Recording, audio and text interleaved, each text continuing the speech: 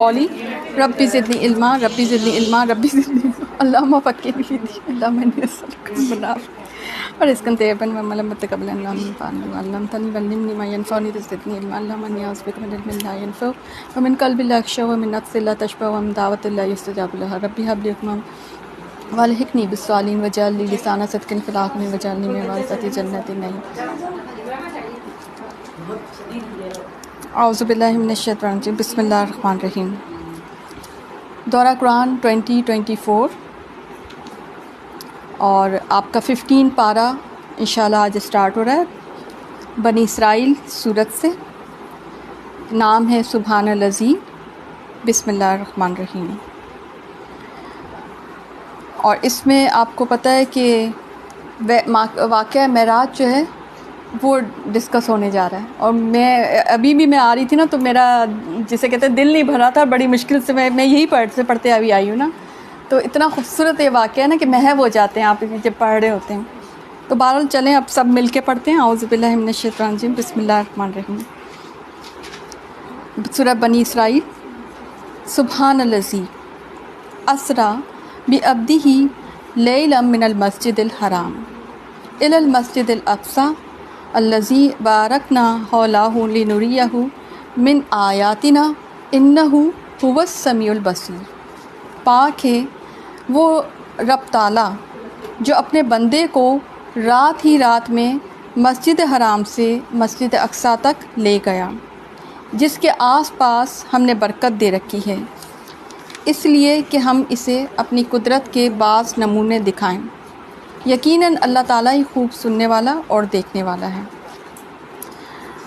اب یہ واقعہ معراج سے متعلق یہ آیات ہیں جو آپ ابھی پڑھ رہے ہیں۔ ہجرت سے پہلے کا واقعہ ہے، مکی دور کا یہ واقعہ معراج۔ ہجرت سے پہلے، ہجرت مدینہ سے پہلے آپ کو پتہ ہے کہ حالات بہت ہی گھٹن والے حالات تھے، گھمبیر تھے، مسلمانوں کے لیے بڑی تنگی تھی، مشکل حالات تھے، اور نبی کریم صلی اللہ علیہ وسلم کو بھی تکلیف دی جا رہی تھی، ان کی تکذیب بھی کی جا رہی تھی۔ تو ایسی صورت میں پیارے نبی صلی اللہ علیہ وآلہ وسلم کو معراج کا تحفہ رب تعالیٰ کی طرف سے عطا کیا گیا۔ نبی کریم صلی اللہ علیہ وسلم کو معراج کروائی گئی تھی، اور یہ ایک بہت بڑا پروف تھا کہ پیارے نبی کریم صلی اللہ علیہ وآلہ وسلم سچے نبی ہیں، اللہ کی طرف سے ہیں، اور اللہ تعالیٰ نے ان کو اسپیشلی وہاں پہ بلایا، کیونکہ اللہ تعالیٰ اسپیشلی اس لیے کہ اللہ تعالیٰ اپنی قدرت کے بعض نمونے دکھائے، اپنے بندے کو عجائبات اور آیات کبریٰ دکھائیں، اور وہاں پہ ان کو جنت اور دوزخ تک دکھائی گئی تھی۔ وہاں پہ بہت ساری اللہ تعالیٰ نے وہ سب ہم پڑھتے ہیں کہ اس میں سب سے یہ آدھا سفر زمینی ہے جو معراج کا ہے، اور آدھا سفر جو ہے وہ آسمان کا ہے۔ تو زمینی جو سفر ہے نا وہ تو ہے ادھر تک کا، کہ جو پہلا حصہ اس کا اس لیے اسراء کہلاتا ہے کہ جو مسجد حرام سے مسجد اقصیٰ تک کا، ٹھیک ہے، اگرچہ ہوا براق پہ ہی تھا، مگر کیونکہ زمینی میں نے اس لیے کہا ہے کہ کوئی الگ سے زمین پہ نہیں ہوا، اور سارا جو اس کے لیے جو جانور جو آیا تھا اللہ کی طرف سے اس کا نام تھا براق۔ اب وہ جانور تھا، وہ خچر تھا، وٹ ایور جو کیا تھا وہ تو اللہ تعالیٰ ہی جانتا، وہ ایلیویٹر ٹائپ کوئی چیز ہو، کوئی ٹیکنالوجی ہو، اس کا نام بتایا جاتا ہے کہ وہ براق تھا، ٹھیک ہے۔ تو پہلا جو اس کا پارٹ ہے وہ اسراء کہلاتا ہے، اور اسراء رات کے سفر کو بھی کہتے ہیں، ٹھیک ہے، جو مسجد حرام سے مسجد اقصیٰ تک کا سفر تھا۔ اور یہاں پہنچ کر پیارے نبی صلی اللہ علیہ وسلم نے تمام انبیاء کرام کی امامت فرمائی۔ سوچیں کہ وہ تمام انبیاء کرام جو کہ آج سے پہلے آ کے واپس بھی جا چکے تھے، وہ وہاں پہ حاضر ہوئے۔ اور اچھا یہ نہیں آتا ہے خالی روح اور جس امامت تو اس طرح سے ہوتی ہے نا، روحوں کی تو نہیں ہوتی، انسانوں کی پوری باقاعدہ طور پہ تمام نبی وہاں پہ حاضر ہوئے تھے، اور نبی کریم صلی اللہ علیہ وآلہ وسلم نے ان کی امامت فرمائی۔ اور آپ بعد میں دیکھیں گے کہ وہی انبیاء کرام واپس اپنی اپنی جگہ پہ پہنچ چکے ہیں، اور آسمان کا جب سفر شروع ہوتا ہے تو وہ اس سے یعنی نبی کریم صلی اللہ علیہ وسلم کے جانے سے پہلے وہ اپنے اپنے آسمانوں پر موجود پائے جائیں گے، اور نبی کریم صلی اللہ علیہ وسلم آسمانوں پہ بھی انہی انبیاء کرام سے، ان میں سے جید انبیاء کرام سے، مطلب سارے انبیاء کرام تو نہیں آپ کو نظر آئیں گے، مگر ان میں سے جو جید جو بہت زیادہ جن کا ذکر آتا ہے ان انبیاء کرام سے نبی کریم صلی اللہ علیہ وسلم کی ملاقات ہوگی. پہلے وہاں پہ امامت کروائی اور اب اس کے بعد نبی کریم صلی اللہ علیہ وسلم کا الگ سفر شروع ہوا اور وہ انبیاء کرام ان کو واپس لے جایا گیا ہوگا وہ جیسے بھی ہوا. ٹھیک ہے. اور نبی کریم صلی اللہ علیہ وسلم نے اس کے بعد جو سفر شروع ہوا تھا وہ جو ہے اس سے اوپر یعنی آسمانوں کا سفر تھا. اور اس میں جو ہے نبی کریم صلی اللہ علیہ وسلم کو تحفے بھی دیے گئے تھے. تحفہ سب سے پہلے تو نماز دی گئی تھی اور نماز اصلاً جو ہے وہ 50 تھی، 50 رکعتیں تھیں. لیکن حضرت موسیٰ علیہ السلام کو ہیومن سائیکالوجی کا بہت زیادہ آبزرویشن تھی، ایکسپیرینس تھا. تو اس لیے حضرت موسیٰ علیہ السلام نے کہا کہ اے نبی صلی اللہ علیہ وسلم اس میں تقصیر کی گزارش کیجیے اللہ تعالیٰ سے، یعنی اس میں کچھ کمی کی گزارش کیجیے. تو نبی کریم صلی اللہ علیہ وسلم گئے تو وہ 40 ہوئیں تو انہوں نے کہا نہیں اور کمی کرا، کیونکہ آپ کی امت پڑھ نہیں سکے گی اتنی نمازیں. ان کو اندازہ تھا نا، تو ان کا ایکسپیرینس تھا، یعنی ہیومن سائیکالوجی پہ حضرت موسیٰ علیہ السلام کا بہت زیادہ ایکسپیرینس رہا ہے نا.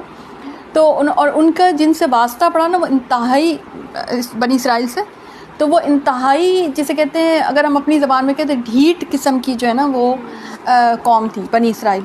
تو اس لیے حضرت موسیٰ علیہ السلام نے یہ تجویز دی اور آپ دیکھیں کہ انبیاء کرام کے تجویز سے آسمانوں پہ بھی مستفید ہوا جا رہا تھا. آپ دیکھیں کہ ان کا کتنا بڑا آپ دیکھیں ہمیں شروع سے بتا دیا گیا کہ تمام انبیاء کرام کا احترام کرنا ہے. ٹھیک ہے. اور ہمیں یہ بھی بتایا گیا ہے کہ ان کی سیرت کا ہم جو ہے نہ صرف یہ کہ مشاہدہ کریں گے بلکہ ان کو اپنی ایکسپیرینس میں بھی لا سکتے ہیں. ٹھیک ہے.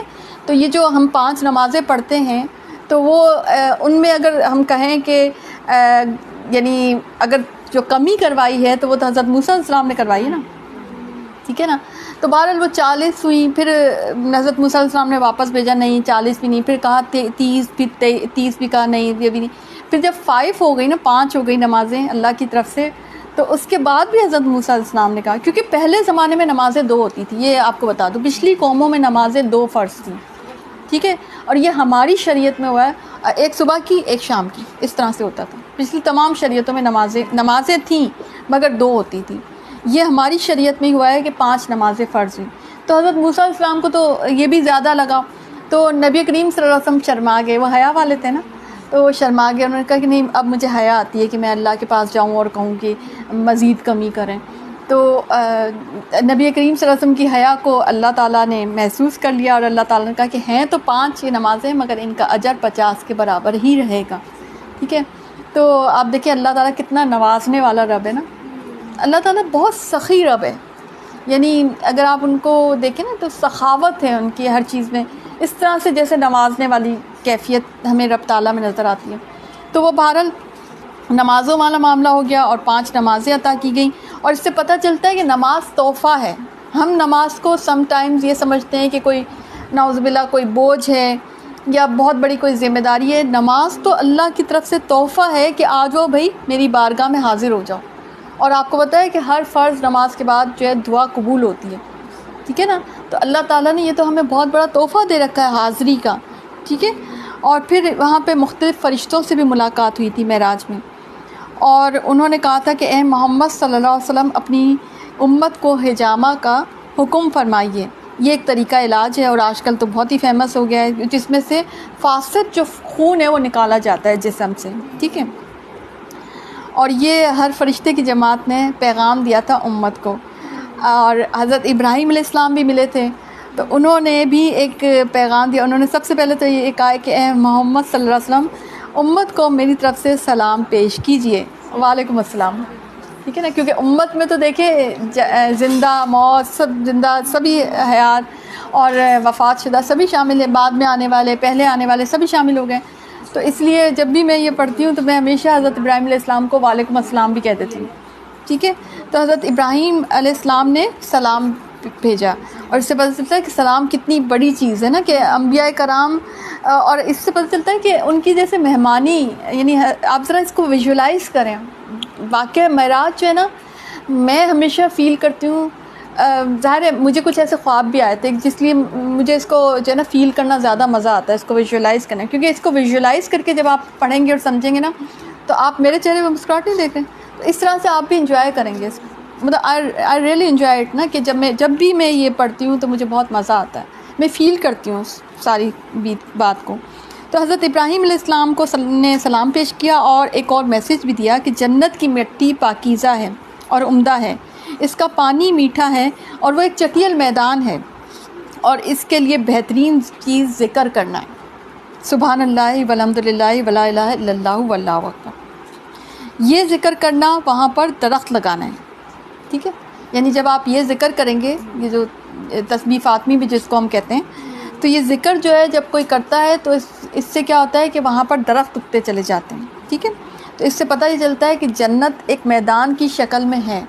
ٹھیک ہے نا، اور وہاں پر اپنے اپنے حصے کے آپ درخت بھی اگا سکتے ہیں. وہ تو جو کیفیت جو ہے وہ وہاں پہ تو ہے، وہ اللہ تعالیٰ نے جو اپنے اس پہ رکھے ہوئے، اپنی جو نعمتیں وہاں پہ بھر رکھی ہیں، جو درخت ہیں اور جو وہ سب کچھ تو ہے، مگر ہم اپنے درخت بھی اگا سکتے ہیں. اس کا مطلب ہے یہ بڑی خوبصورت بات پتہ چلی آپ کو، کہ ایسے نہیں لگتا کہ جب ہم جنت میں جائیں گے انشاءاللہ تو ہے نا کچھ درخت ایسے بھی ہوں گے، بہت سارے ہو سکتا ہے درخت ایسے ہوں جو ہمیں بتائے جائیں گے کہ آپ نے جو تسبیح و تحلیل کی تھی نا وہاں پر، تو یہ ان کے درخت جو یہاں پہ اگ گئے. ہم یہاں پہ تسبیح و تحلیل کر رہے ہیں، سبحان اللہ والحمد للہ ولا الہ الا اللہ واللہ اکبر، کتنا آسان سا ہے، زبان پہ ہلکے ہیں، میزان میں بہت بھاری ہیں، یہ وہ کلمے ہیں.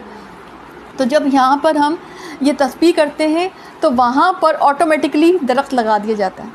اب اس کے بعد کون ایسا ہوگا کہ جو تسبیح و تحلیل نہ کرے؟ ہر وقت انسان کے ہاتھ میں ایک تسبیح ہونی چاہیے ہر وقت، اور تسبیح سے یاد آ جاتا ہے، اور ویسے نہیں تو کم از کم یہ عادت ہونی چاہیے ایسے انگلی پہ گننے کی تو یا پڑھنے کی.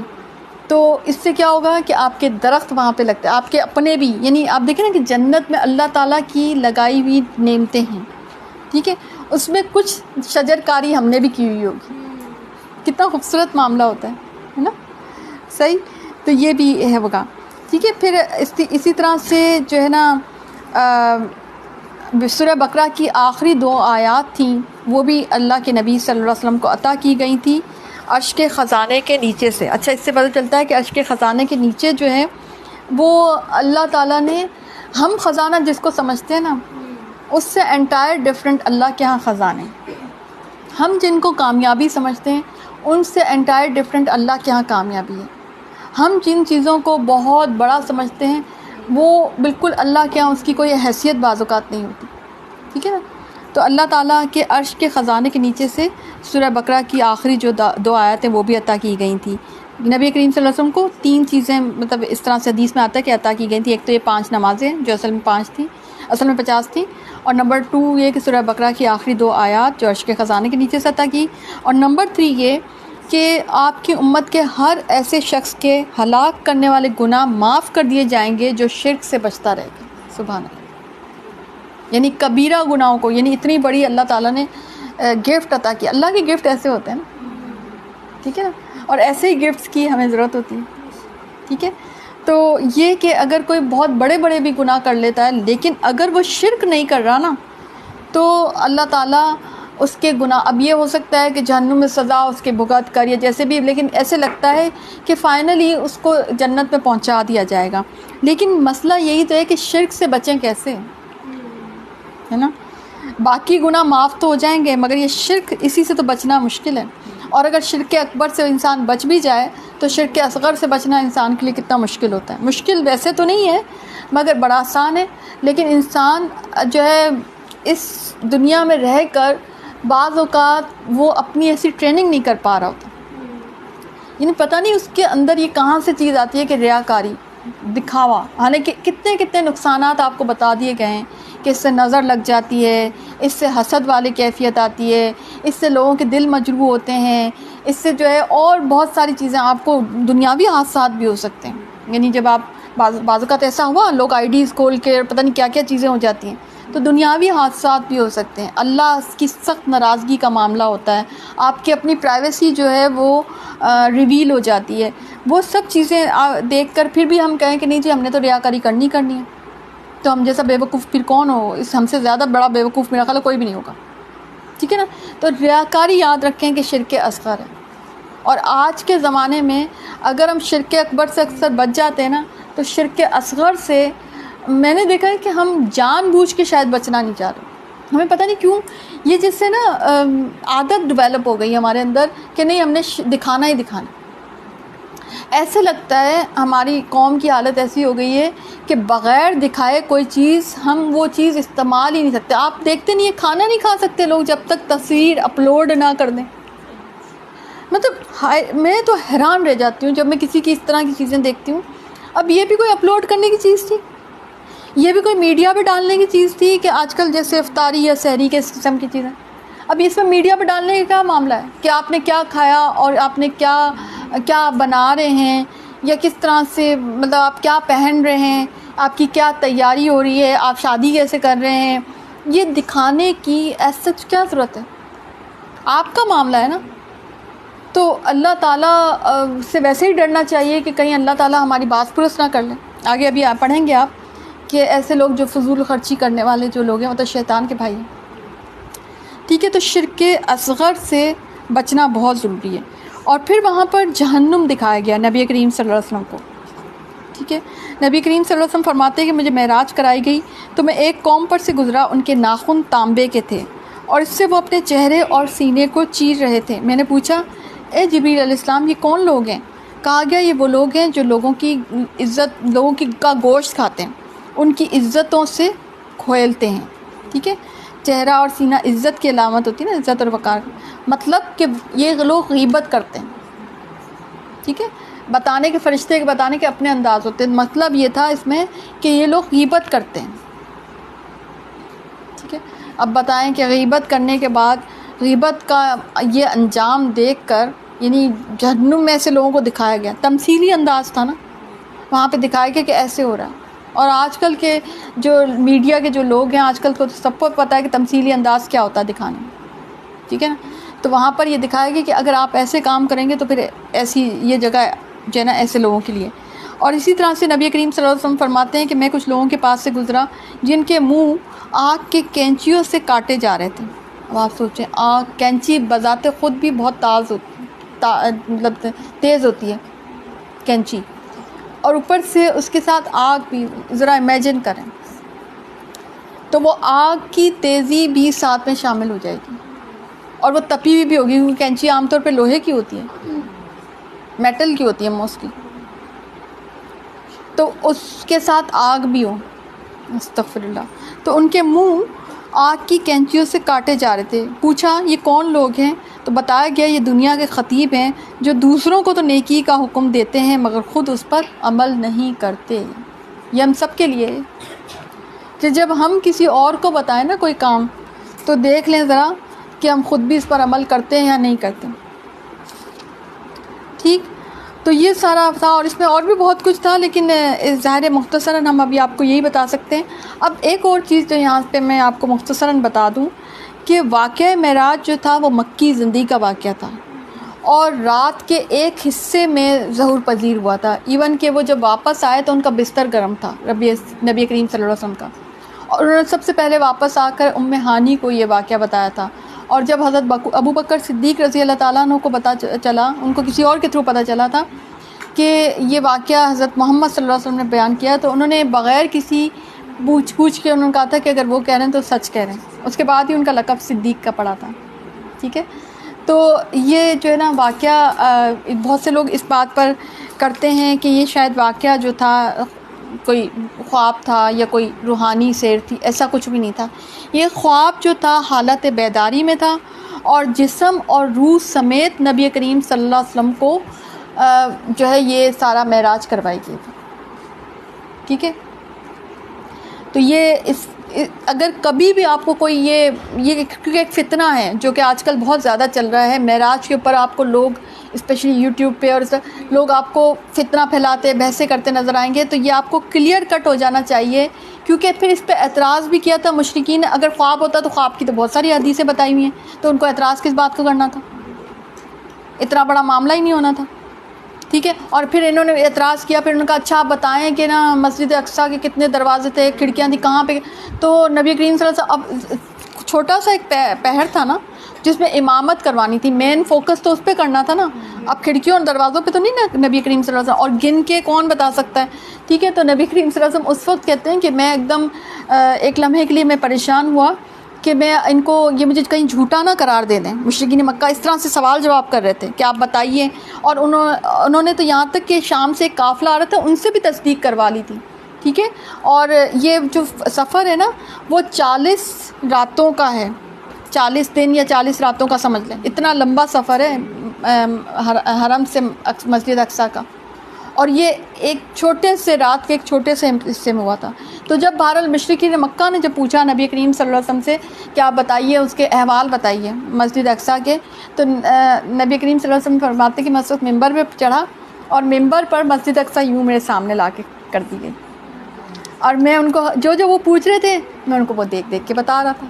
سبحان اللہ، یہ بھی نبی کریم صلی اللہ علیہ وسلم کا معجزہ ہے کتنا بڑا. یہ حدیث سے پتہ چلتا ہے، یہ باقاعدہ سامنے بس پیارے نبی کریم صلی اللہ علیہ وسلم کو پتہ دکھائی گئی تھی، اور یہ دیکھیں کہ یہ بھی کتنا بڑا معجزہ ہے. ٹھیک ہے، تو یہ اگر تو خواب ہوتا ہے ایک بات ہے تو وہ مان لیتے ہیں ایسے. تو یہ ایک بہت بڑا جو ہے نا مشرکین مکہ جو ہے نا اس پہ بہت بڑا پروپیگنڈا کیا تھا انہوں نے کہ جو ہے نا یعنی اتنی عجیب عجیب باتیں انہوں نے اس واقعے سے لے کے، واقعہ معراج سے لے کے کی تھی. اچھا، اب ایک اور چیز جو ہے کہ واقعہ معراج مکی دور کا واقعہ تھا. ٹھیک ہے، تو ظاہر ہے اس کے بعد مدنی دور بھی آیا اور اس کے بعد بھی کئی راتیں ایسی آئی ہوں گی، لیکن نبی کریم صلی اللہ علیہ وسلم نے معراج کی کوئی رات منائی نہیں. تو ہم کیوں مناتے ہیں پھر، ہے نا؟ کوئی ڈیٹ جو ہے نا اس کی آپ کو پتہ ہے کہ فکس کسی حدیث سے ثابت نہیں ہوتی. جو لوگ نکال رہے ہوتے ہیں نا یہ والی ڈیٹ تھی، پتہ نہیں شاید کون سی، پتہ نہیں کہتے ہیں 27 رجب پرہیپس، یہ حدیث سے ثابت ہی نہیں ہے، کیونکہ ڈیٹ جو ہے نا وہ خفیہ رکھی گئی ہے. کس ڈیٹ کو ہوا تھا یہ واقعہ نبی کریم صلی اللہ علیہ وسلم نے کسی کو بھی نہیں بتایا. اور اگر آپ تاریخ کا مطالعہ کریں تو مختلف ڈیٹس آتی ہیں اس کی. ٹھیک ہے، اور مور اوور کہ وہ ڈیٹس اگر ہیں بھی، کسی نے کچھ کہا کسی نے، لیکن وہاں پر صحابہ کرام نے اس رات کے بعد کبھی بھی اس رات کو ایک سیکرڈ رات کے طور پہ منایا نہیں. ٹھیک ہے، نہ اس میں کوئی عبادت کی، یعنی جب دوبارہ اگر یہ چاہے وہ چاند کے حساب سے آئی ہو، اور اس وقت تو چاند کا ہی وہ کیلنڈر چلتا تھا، یا ان کے اپنے حساب سے کبھی بھی دوبارہ رات وہ اگلے سال میں جب کبھی بھی آئی ہو، تو انہوں نے اس کو سیلیبریٹ نہیں کیا تھا. صحابہ کرام نے کبھی بھی نہیں، نہ تابعین نے، نہ تبع تابعین نے. یہ بات کے لوگوں نے خود ہی ایجاد کر دی. ایسا لگتا ہے کہ ان کو سنت پر عمل کرنا کچھ کم لگ رہا ہے، جو انہوں نے نئی نئی بدعت اسٹارٹ کر دی. تو اس کی جو معراج کی رات جو مناتے ہیں نا یہ 27 رجب، اس کی کوئی سنت سے دلیل نہیں ہے، یہ بدعت ہے. یہ بھی آپ کو آج کلیئر ہو جانا چاہیے. ٹھیک ہے، تو یہ وہ واقعہ ہے کہ جو ہوا تھا اور رات کے قلیل حصے میں ہوا تھا، اور نبی کریم صلی اللہ علیہ وسلم کو وہاں پر اللہ تعالیٰ کہتے ہیں کہ اپنے عجائبات اور آیت کبریٰ دکھائی گئی تھی، اور سدرۃ المنتہا دکھایا گیا تھا جو عرش سے نیچے 7ویں آسمان پر ہے، وہاں تک پہنچے تھے نبی کریم صلی اللہ علیہ وسلم. اور پلس یہ بھی، اچھا یہ کیوں ہوا تھا؟ یہ واقعہ اس لیے ہوا تھا کہ علم الیقین بھی دیا گیا تھا نبی کریم صلی اللہ علیہ وسلم کو. اس کی ایک وجہ تھی. ٹھیک ہے، علم الیقین دینے کے لیے کہ یعنی نبی کریم صلی اللہ علیہ وسلم وہ آخری نبی الزماں تھے نا، تو ان کو یہ علم الیقین بھی دیا گیا کہ جو کچھ آپ بتا رہے ہیں، جو کچھ آپ پڑھا رہے ہیں، جو کچھ وحی میں اتارا جا رہا ہے آپ کی طرف، وہ سب حق ہے اور سچ ہے. اور جب علم الیقین کے بعد جب آپ کو کوئی پڑھانا پڑتا ہے، بتانا پڑتا ہے نا کسی کو، تو اس میں اور بھی زیادہ طاقت آ جاتی ہے، اس علم میں اور بھی زیادہ پاور آ جاتی ہے. استاد کے پاس اور زیادہ پاور آ جاتی ہے. سب سے بڑے استاد محترم تو ہمارے نبی کریم صلی اللہ علیہ وسلم ہے نا. تو وہی کو جب وہی اتر رہی تھی تو وہی ساتھ ساتھ سکھائی بھی تو جا رہی تھی، پڑھائی بھی تو جا رہی تھی، حفظ بھی تو کروائی جا رہی تھی، عمل میں بھی تو لائی جا رہی تھی نا.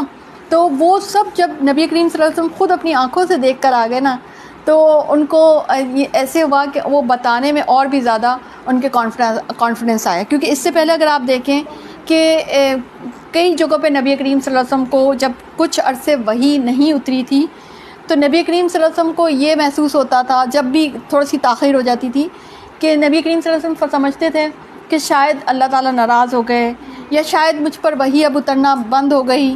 تو ان کو کچھ کبھی کبھی وسوسے آ جاتے تھے. تو اب اس کے بعد آپ کو پتہ ہے اس واقعے کے بعد وہ کبھی بھی ان کے ذہن میں یہ بات نہیں آئی تھی. ٹھیک ہے، تو یہ واقعہ علم الیقین دینے کے لیے، تو نبیوں کے ساتھ یہ ایسے معاملات ہوتے ہیں. ٹھیک ہے نا، جیسے حضرت موسیٰ علیہ السلام کی زندگی میں کوہ طور تھا، ٹھیک ہے نا، اور ان کی نبی پیارے نبی کریم صلی اللہ علیہ وسلم کی زندگی میں واقعہ معراج تھا کہ ان کو کچھ الگ چیزیں عطا کی جاتی ہیں تاکہ لوگ ان کی سچائی پر ایمان لے کے آئیں. اور آپ دیکھیں کہ اس میں ایک چیز میں آپ کو اگر سمجھانا چاہوں تھوڑا سا، کہ جب آپ حج اور عمرہ سے آتے ہیں تو آپ کیا کر کے آتے ہیں؟ آپ وہاں پہ عبادات تو کر کے آتے ہی ہیں، مگر علم الیقین بھی تو لے کے آتے ہیں کہ وہ چیزیں جو آپ نے کبھی پڑھی تھیں یا کبھی سنی تھیں، اب وہ آج اپنی آنکھوں سے دیکھ لیں اور اپنی ہاتھوں سے چھو کر آئیں، اس میں اپنے قدموں سے ان پر جسے کہتے ہیں چل کر آئیں ان زمینوں پر، تو اب آپ کو زیادہ یقین آتا ہے. ٹھیک ہے نا. تو ایک یہ بھی تھا، اللہ تعالیٰ نے نبی کریم صلی اللہ علیہ وسلم کو ایک اعزاز بھی دیا تھا. آپ کو تو ایسا واقعہ کبھی کسی نبی کے ساتھ پیش نہیں آیا تھا، تو یہ نبی کریم صلی اللہ علیہ وسلم کا بہت بڑا اعزاز تھا. کبھی آج تک جو ہے کسی نبی کو اس مقام یعنی سدرۃ المنتہا تک نہیں لے کے جایا گیا تھا. وہاں کا جو آتا ہے سورہ نجم میں جیسے آئے گا کہ کس طرح کا وہ جو بیری کا درخت تھا اور وہ بہت بڑا اور سونے کا تھا، اور وہاں پہ سونے کے پتنگے تھے اور وہ جو رنگ چھا رہے تھے، پیارے نبی صلی اللہ علیہ وسلم کہتے ہیں کہ کیا رنگ تھے، پتہ نہیں کیا رنگ تھے، یعنی وہ خود بھی ان ایکسپریسو تھے کہ کیسے بتایا جائے. ٹھیک ہے. تو وہاں کی ٹیکنالوجی الگ، وہاں کی جو ہے وہاں کے عجائبات ہی الگ، وہ سب چیزیں ان کو دکھائی گئی تھی اور بتائی گئی تھی. اس کے فوراً بعد اللہ تعالیٰ کہتے ہیں وَآتَيْنَا مُوسَى الْكِتَابَ وَجَعَلْنَاهُ هُدًى لِبَنِي اسرائیل. ہم نے موسیٰ علیہ السلام کو کتاب دی اور اسے بنی اسرائیل کے لیے ہدایت بنایا تاکہ کہ تم میرے سوا کسی کو اپنا کارساز نہ بنانا. اے ان لوگوں کی اولاد جنہیں ہم نے نوح علیہ السلام کے ساتھ سوار کر دیا تھا، وہ ہمارا بڑا ہی شکر گزار بندہ تھا. ہم نے بنی اسرائیل کے لیے ان کی کتاب میں صاف صاف اس کے فوراً بعد آپ دیکھیں کہ بنی اسرائیل کا معاملہ. اچھا، اس میں ایک یہ بھی چیز تھی نا کہ بنی اسرائیل کو یہ بھی بتایا جا رہا تھا کہ اب امامت جو ہے نا وہ تم سے لے لی گئی ہے اور جو ہے مسلمانوں کے سپرد کر دی گئی ہے. ٹھیک ہے. وہاں پر جو ہے امامت کروائی، لیکن ساتھ ہی ساتھ اس مسجد کی جو ہے حیثیت بھی مسلمانوں کے دل میں بہت زیادہ. آپ دیکھیں آج مسجد اگر یہ سارا واقعہ نہیں ہوا ہوتا تو شاید مسجد اقصیٰ کی جو آج ہماری نظر میں اس قدر زیادہ ویلیو ہے کہ ہم اس کو ڈس آن نہیں کر سکتے. ہم مر تو سکتے ہیں، ہم ڈس آن نہیں کر سکتے. ہماری یہ کیفیت ہے، ایسا ہی ہے نا. اور ہمارے دل تڑپتے ہیں وہاں کے لیے. ٹھیک ہے. تو اور آپ دیکھیں وہ ان مسجدوں میں سے جہاں کے لیے سفر بھی جائز ہے، وہ سفر بابرکت ہوتا ہے. ٹھیک ہے. تو ایک تو مسجد نبوی، ایک مسجد حرام اور مسجد اقصیٰ، 3 مسجدوں کا اسپیشلی ذکر آتا ہے حدیث میں. ہاں، بہت بڑا اجر ہے. ٹھیک ہے. تو یہ بھی اس میں تھا کہ اب جو ہے ساری جو امامت ہے وہ بنی اسرائیل سے لے کے امت محمدیہ کی سپرد کر دی گئی ہے، کیونکہ نبی کریم صلی اللہ علیہ وسلم نے وہاں پر امامت کروائی تھی تمام تر انبیاء کرام کی. اور آخر میں اور اینڈ آف ٹائم میں کیا ہوگا؟ امام مہدی کروائیں گے، وہ بھی وہیں پہ کرائیں گے، وہیں پہ ہوگی نا. اور حضرت عیسیٰ علیہ السلام آئیں گے اور وہ بھی مقتدی کے طور پہ نماز ادا کریں گے.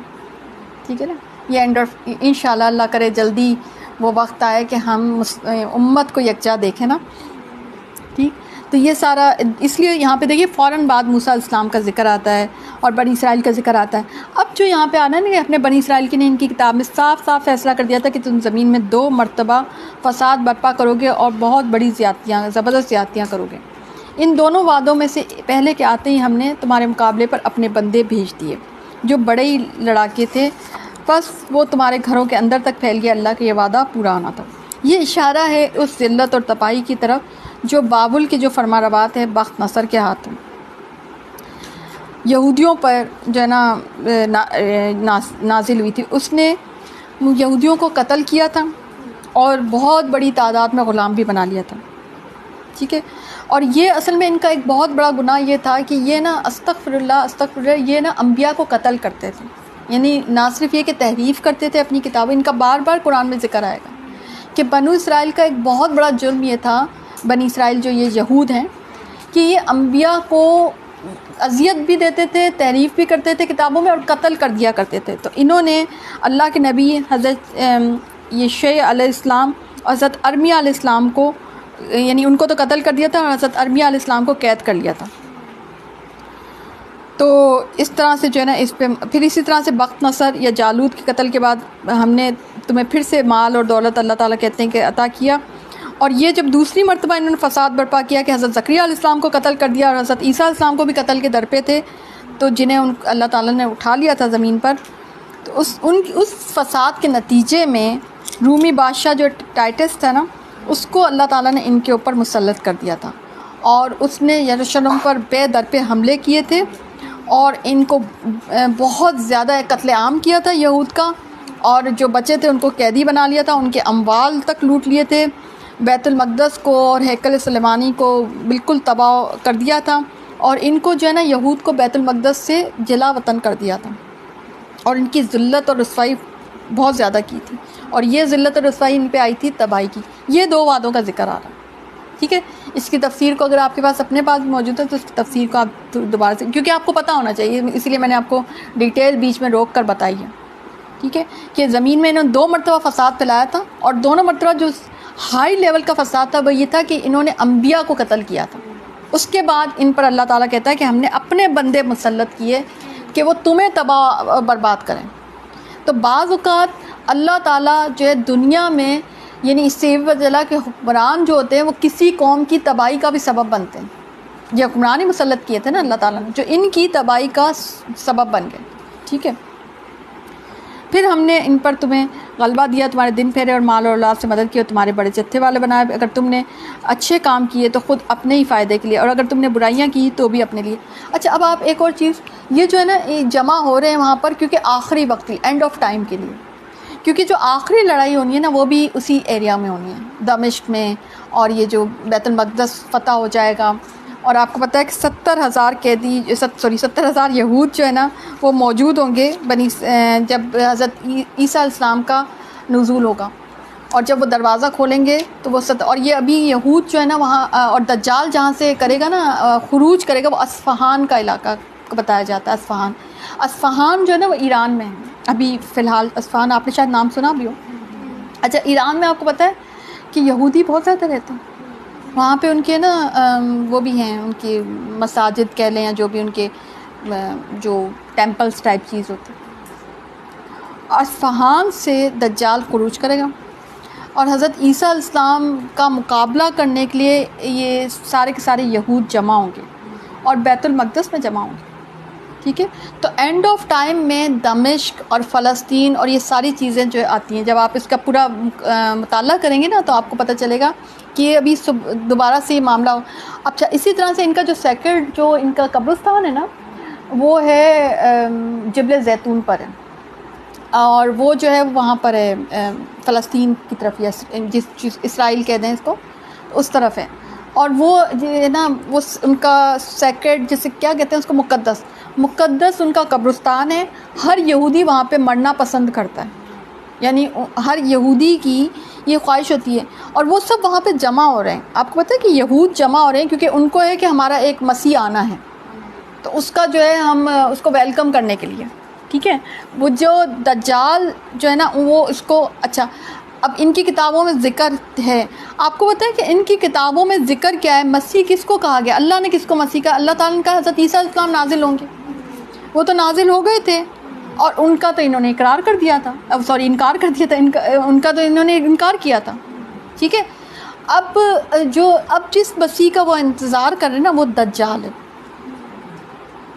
ٹھیک ہے، اور وہ اس دجال کا وہ یہ سمجھتے ہیں کہ پوری اس پہ غلبہ ہوگا، اور ان کے بہت بڑے عقیدے ہیں کہ جب تک یہ تاراج نہیں ہوگی، اور ان کو یہ بھی اندازہ، ان کا یہ شک ہے کہ جو ان کے تابوت سکینہ وغیرہ ہیں وہ بھی کہیں اس کے نیچے ہی ہیں، مسجد اقصیٰ کے نیچے کہیں ہیں، اور وہ ان کا پوری پلاننگ ہے کہ اس کو ہم نے جو ہے نا نعوذ باللہ جو ہے نا اس کو تباہ کرنا ہے، اس کو نا اس مسجد اقصیٰ کو، یہ ہر صورت میں ہی چاہتے ہیں.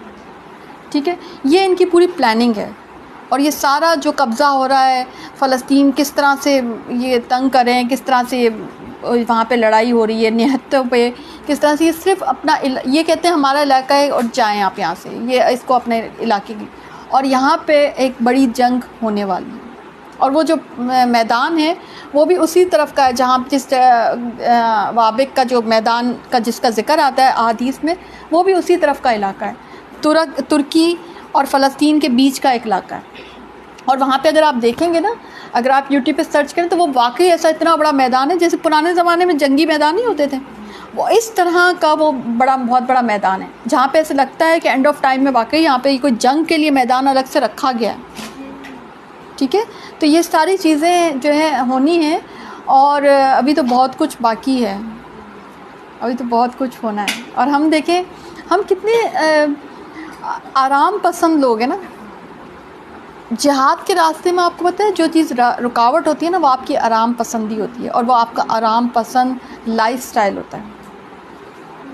ہم تو ذرا سا بھی اپنے آپ کو تکلیف نہیں دے سکتے۔ آپ کو پتہ ہے یہود جو ہیں وہ اپنی بہترین لائف چھوڑ کے امریکہ میں، یورپ میں چھوڑ کے وہ اسرائیل میں آ کے آباد ہو رہے ہیں، کہ اسرائیل میں ایسا کچھ بھی نہیں ہے، وہ اس کو بنا رہے ہیں، ڈیولپ کر رہے ہیں، لیکن اگر ویسے دیکھا جائے تو وہاں پہ ان کے پاس اس کے لحاظ سے کوئی فیسلٹیز نہیں ہیں، مگر وہ وہاں پہ اکٹھے ہو رہے ہیں کیونکہ ان کا یہ عقیدہ ہے کہ ایک بڑی جنگ ہونی ہے، ملحمۃ الکبریٰ ہونی ہے یہاں پر، ہم اس کے لیے اپنے آپ کو تیاری کروا رہے ہیں۔ وہ اپنے بچوں کو وہ ہتھیار چلانا سکھاتے ہیں اپنے بچوں کو، اپنی جنریشن کو۔ وہ میڈیا کی ایکسیس نہیں دیتے اپنے بچوں کو، وہ اپنے بچوں کو اپنی زبانیں سکھاتے ہیں، وہ اپنے بچوں کو ایون یہاں تک میں نے ریسرچ پڑھی تھی کہ وہ اپنے بچوں کو ٹی وی تک نہیں دیکھنے دیتے، وہ الگ ہی طریقے سے ٹریننگ دے رہے ہیں اپنے بچوں کو، اور ہمیں کن کاموں میں لگا رکھا ہے، اور ہم لگے ہوئے بھی ہیں۔ تو یہ ساری چیزیں جو ہے نا ہونی ہیں۔ بہرحال میں نے زیادہ ٹائم شاید کر لیا، لیکن آپ کو بتانا تھا کیونکہ یہ جو ہے آیات جو ہے نا، یہ 4 اور 5 جو ہے نا، اور یہ 6 جو ہے، یہ بڑی امپورٹنٹ آیات میں سے، بہت زیادہ کوٹ کی جانے والی آیات میں سے۔ پھر آگے اللہ تعالیٰ کہتا ہے کہ تم میں سے جس نے اچھے کام کیے تو خود اپنے ہی فائدے کے لیے، اور اگر تم نے برائیاں کی تو اپنے ہی لیے۔ پھر جب دوسرے وعدے کا وقت آیا تو ہم نے اپنے دوسرے بندوں کو بھیج دیا تاکہ تمہارا چہرہ بگاڑ دیں، اور پہلی دفعہ کی طرح پھر اسی مسجد میں یعنی بیت المقدس میں جو جس چیز پہ قابو پائیں توڑ پھوڑ کر جڑ سے اکھاڑ دیں۔ ٹھیک ہے، اس میں وہی اسی کا ذکر آ رہا ہے۔ اچھا، پھر آگے آپ دیکھیں کہ آیت نمبر 11 پہ آ جائیں کہ انسان برائی کی دعائیں مانگنے لگتا ہے، بالکل اس کی اپنی بھلائی کی دعا کی طرح انسان ہے ہی بہت بڑا جلد باز۔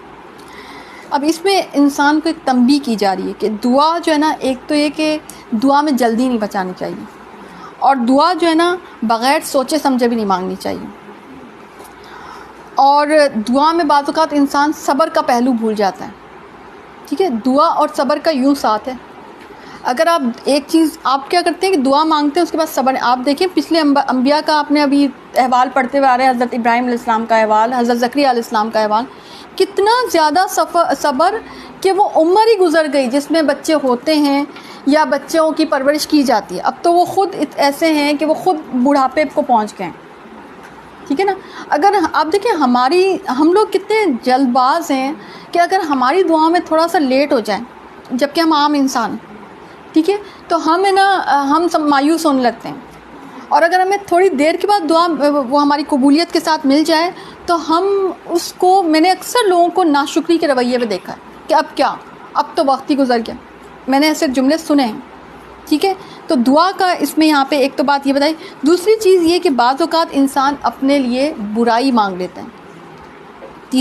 تیسرا جو یا چوتھا جو بھی پوائنٹ ہے وہ اس میں یہ سکھایا جا رہا ہے کہ انسان دعا میں، وہ اس کے لیے بظاہر دعا ہوتی ہے لیکن وہ اپنے لیے برائی مانگ رہا ہوتا ہے، تو وہ بعض اوقات اللہ تعالیٰ اس کی دعا قبول نہیں کرتا۔ مثلاً بعض اوقات مائیں اپنے بچوں کو بددعائیں دے دیتی ہیں، یا بعض اوقات انسان اپنے ہی قریبی کے لیے کوئی ایسی جملہ بول دیتا ہے جو اس کے لیے بددعا بن جاتا ہے، جو اس کے لیے بھی فیوریبل نہیں ہوتا، یا اپنے لیے ہی کوئی ایسی بات سوچ لیتا ہے، کہہ دیتا ہے کہ جو کچھ عرصے کے بعد اس پہ نادم ہوتا ہے کہ مجھے یہ بات نہیں کہنی چاہیے، مگر وہ دعا قبول ہو چکی ہوتی، اور اگر نہیں ہوتی تو اللہ کا احسان ہے۔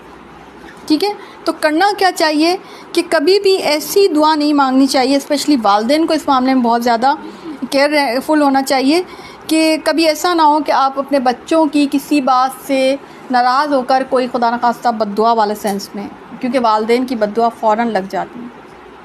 ٹھیک ہے، تو دعا سوچ سمجھ کے مانگا کریں، دعا مانگنے کا بھی ایک اسکل ہے، اور ذہانت کے ساتھ دعا مانگی جائے۔ اور جامع دعا مانگی جائے. دعا ہے نا جامع بھی. ہاں ایک اور پوائنٹ اس میں ساتھ ہی لکھ لیں کہ دعا جامع مانگا کریں. میں نے اکثر لوگوں کو آدھی دعا کے ساتھ پھر پریشان ہوتے ہوئے دیکھا ہے. مثلا یہ دعا مانگ لی کہ اللہ تعالیٰ اولاد دے, یہ دعا مانگی نہیں کہ اللہ تعالیٰ صحت والی اولاد دے. اور میں نے اکثر لوگوں کو میں نے سنا یہ شکوہ کرتے ہوئے کہ ہم نے دعا مانگی تھی. میں نے جب پوچھا, میں نے کہا آپ نے وہ مانگی تھی؟ بولے نہیں ہم نے نا صحت والی, یا بعض اوقات اولاد کی دعا مانگ لی اور یہ نہیں مانگی کہ ربی حبلی من الصالحین, یعنی نیک اولاد کی دعا نہیں مانگی. تو وہ اولاد تو ہو گئی مگر وہ بد اولاد ہے, بری اولاد ہے, تو آپ کی دعا میں کمی تھی. ٹھیک ہے نا.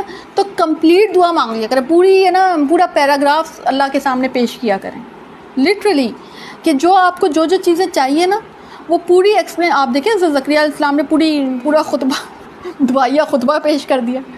ٹھیک ہے نا. تو آپ وہاں سے سیکھتے ہیں کہ دعا کبھی بھی انکمپلیٹ نہیں مانگا کریں, کیونکہ اگر وہ انکمپلیٹ دعا قبول ہو گئی نا, اللہ تعالیٰ کی ٹیکنالوجی ہے, اللہ تعالیٰ قبول کر سکتا ہے انکمپلیٹ دعا, تو وہ دعا آپ کے لیے آزمائش بن جائے گی, کیونکہ آپ نے تو انکمپلیٹ مانگی تھی. اللہ نے جو مانگا آپ کو اللہ تعالیٰ نے دے دیا. اب آپ کا نقصان ہوا نا کہ آپ نے وہ کمپلیٹ دعا مانگی نہیں. ٹھیک ہے نا. مثلاً ہم شادی کی دعا مانگ رہے ہیں, چلیں تو ہم اس میں یہ پورا مانگے کہ بھئی اللہ تعالیٰ وہ نیک ہو, اس کے ساتھ اچھا وقت گزرے, سسرال بھی اچھا ہو, اس میں پوری کمپلیٹ دعا. کیا حرج ہے مانگنے میں؟ نیک اولاد بھی اللہ تعالیٰ عطا کر دینا. ٹھیک ہے نا. دین کے بارے میں بات ہو تو دین کے لیے پورا کہ اللہ تعالیٰ ہمیں دین سکھانا بھی, پھر اس پر عمل بھی نصیب کر دینا. ٹھیک ہے نا. کمپلیٹ دعا یہ. پھر آگے اللہ تعالیٰ جو ہے نا, میں اب تھوڑا سا سلیکٹڈ پہ آ رہی ہوں کیونکہ وقت کم ہے اور میں چیزیں بہت ساری ہیں جو بتانے والی ہیں آپ کو نا. ٹھیک ہے. اور پھر سورۃ الکہف بھی اسی میں ہے.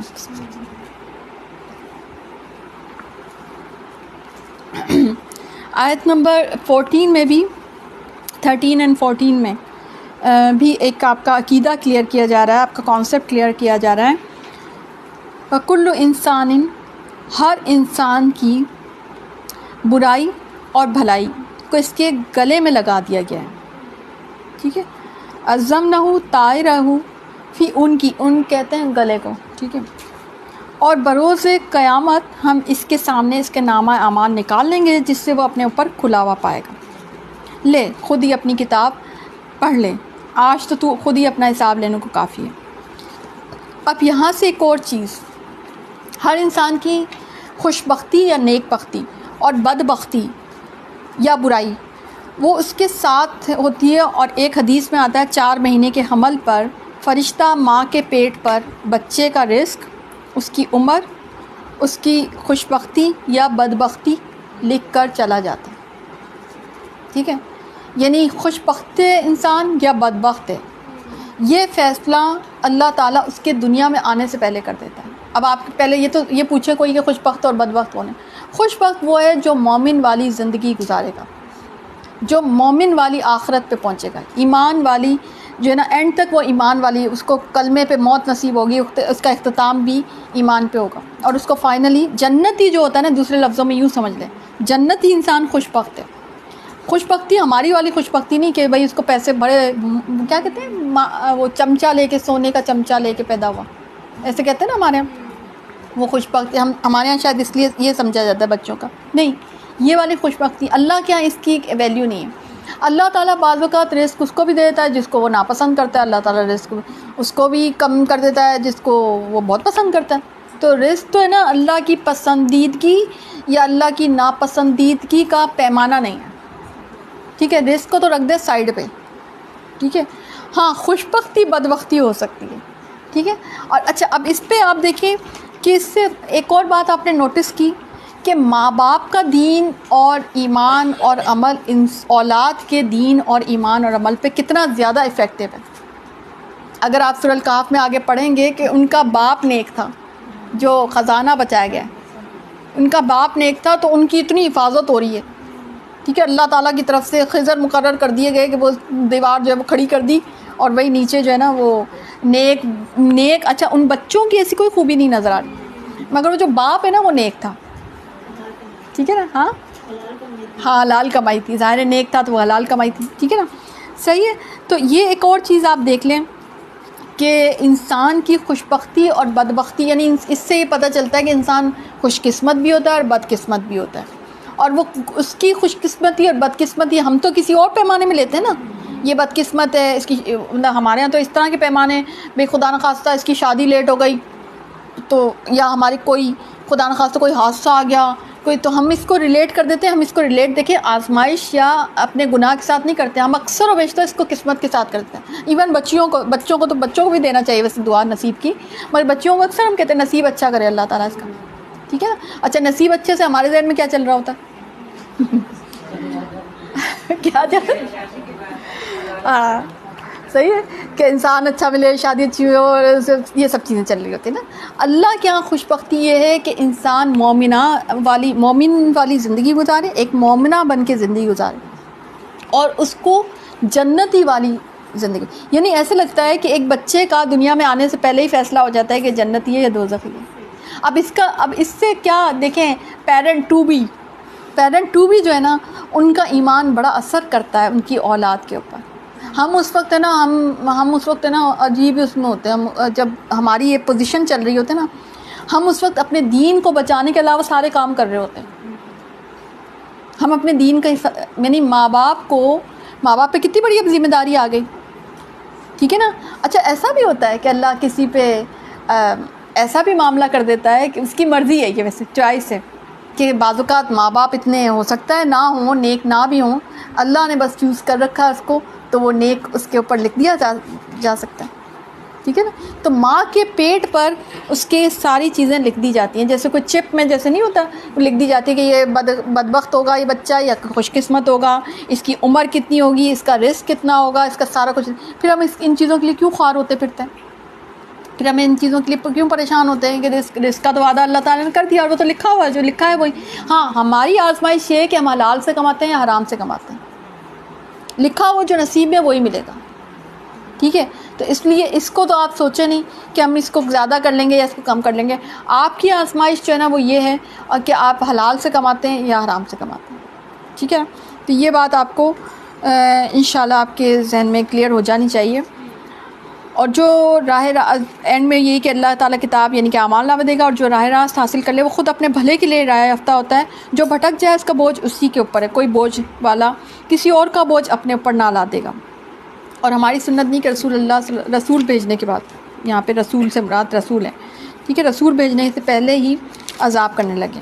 یعنی پہلے حجت تمام ہوتی ہے، پھر ہی جو ہے نا عذاب کا فیصلہ ہوتا ہے. جب دیکھا جاتا ہے کہ اس کو ایکسیپٹ نہیں کرتی قوم تو پھر اس کے بعد، ٹھیک ہے.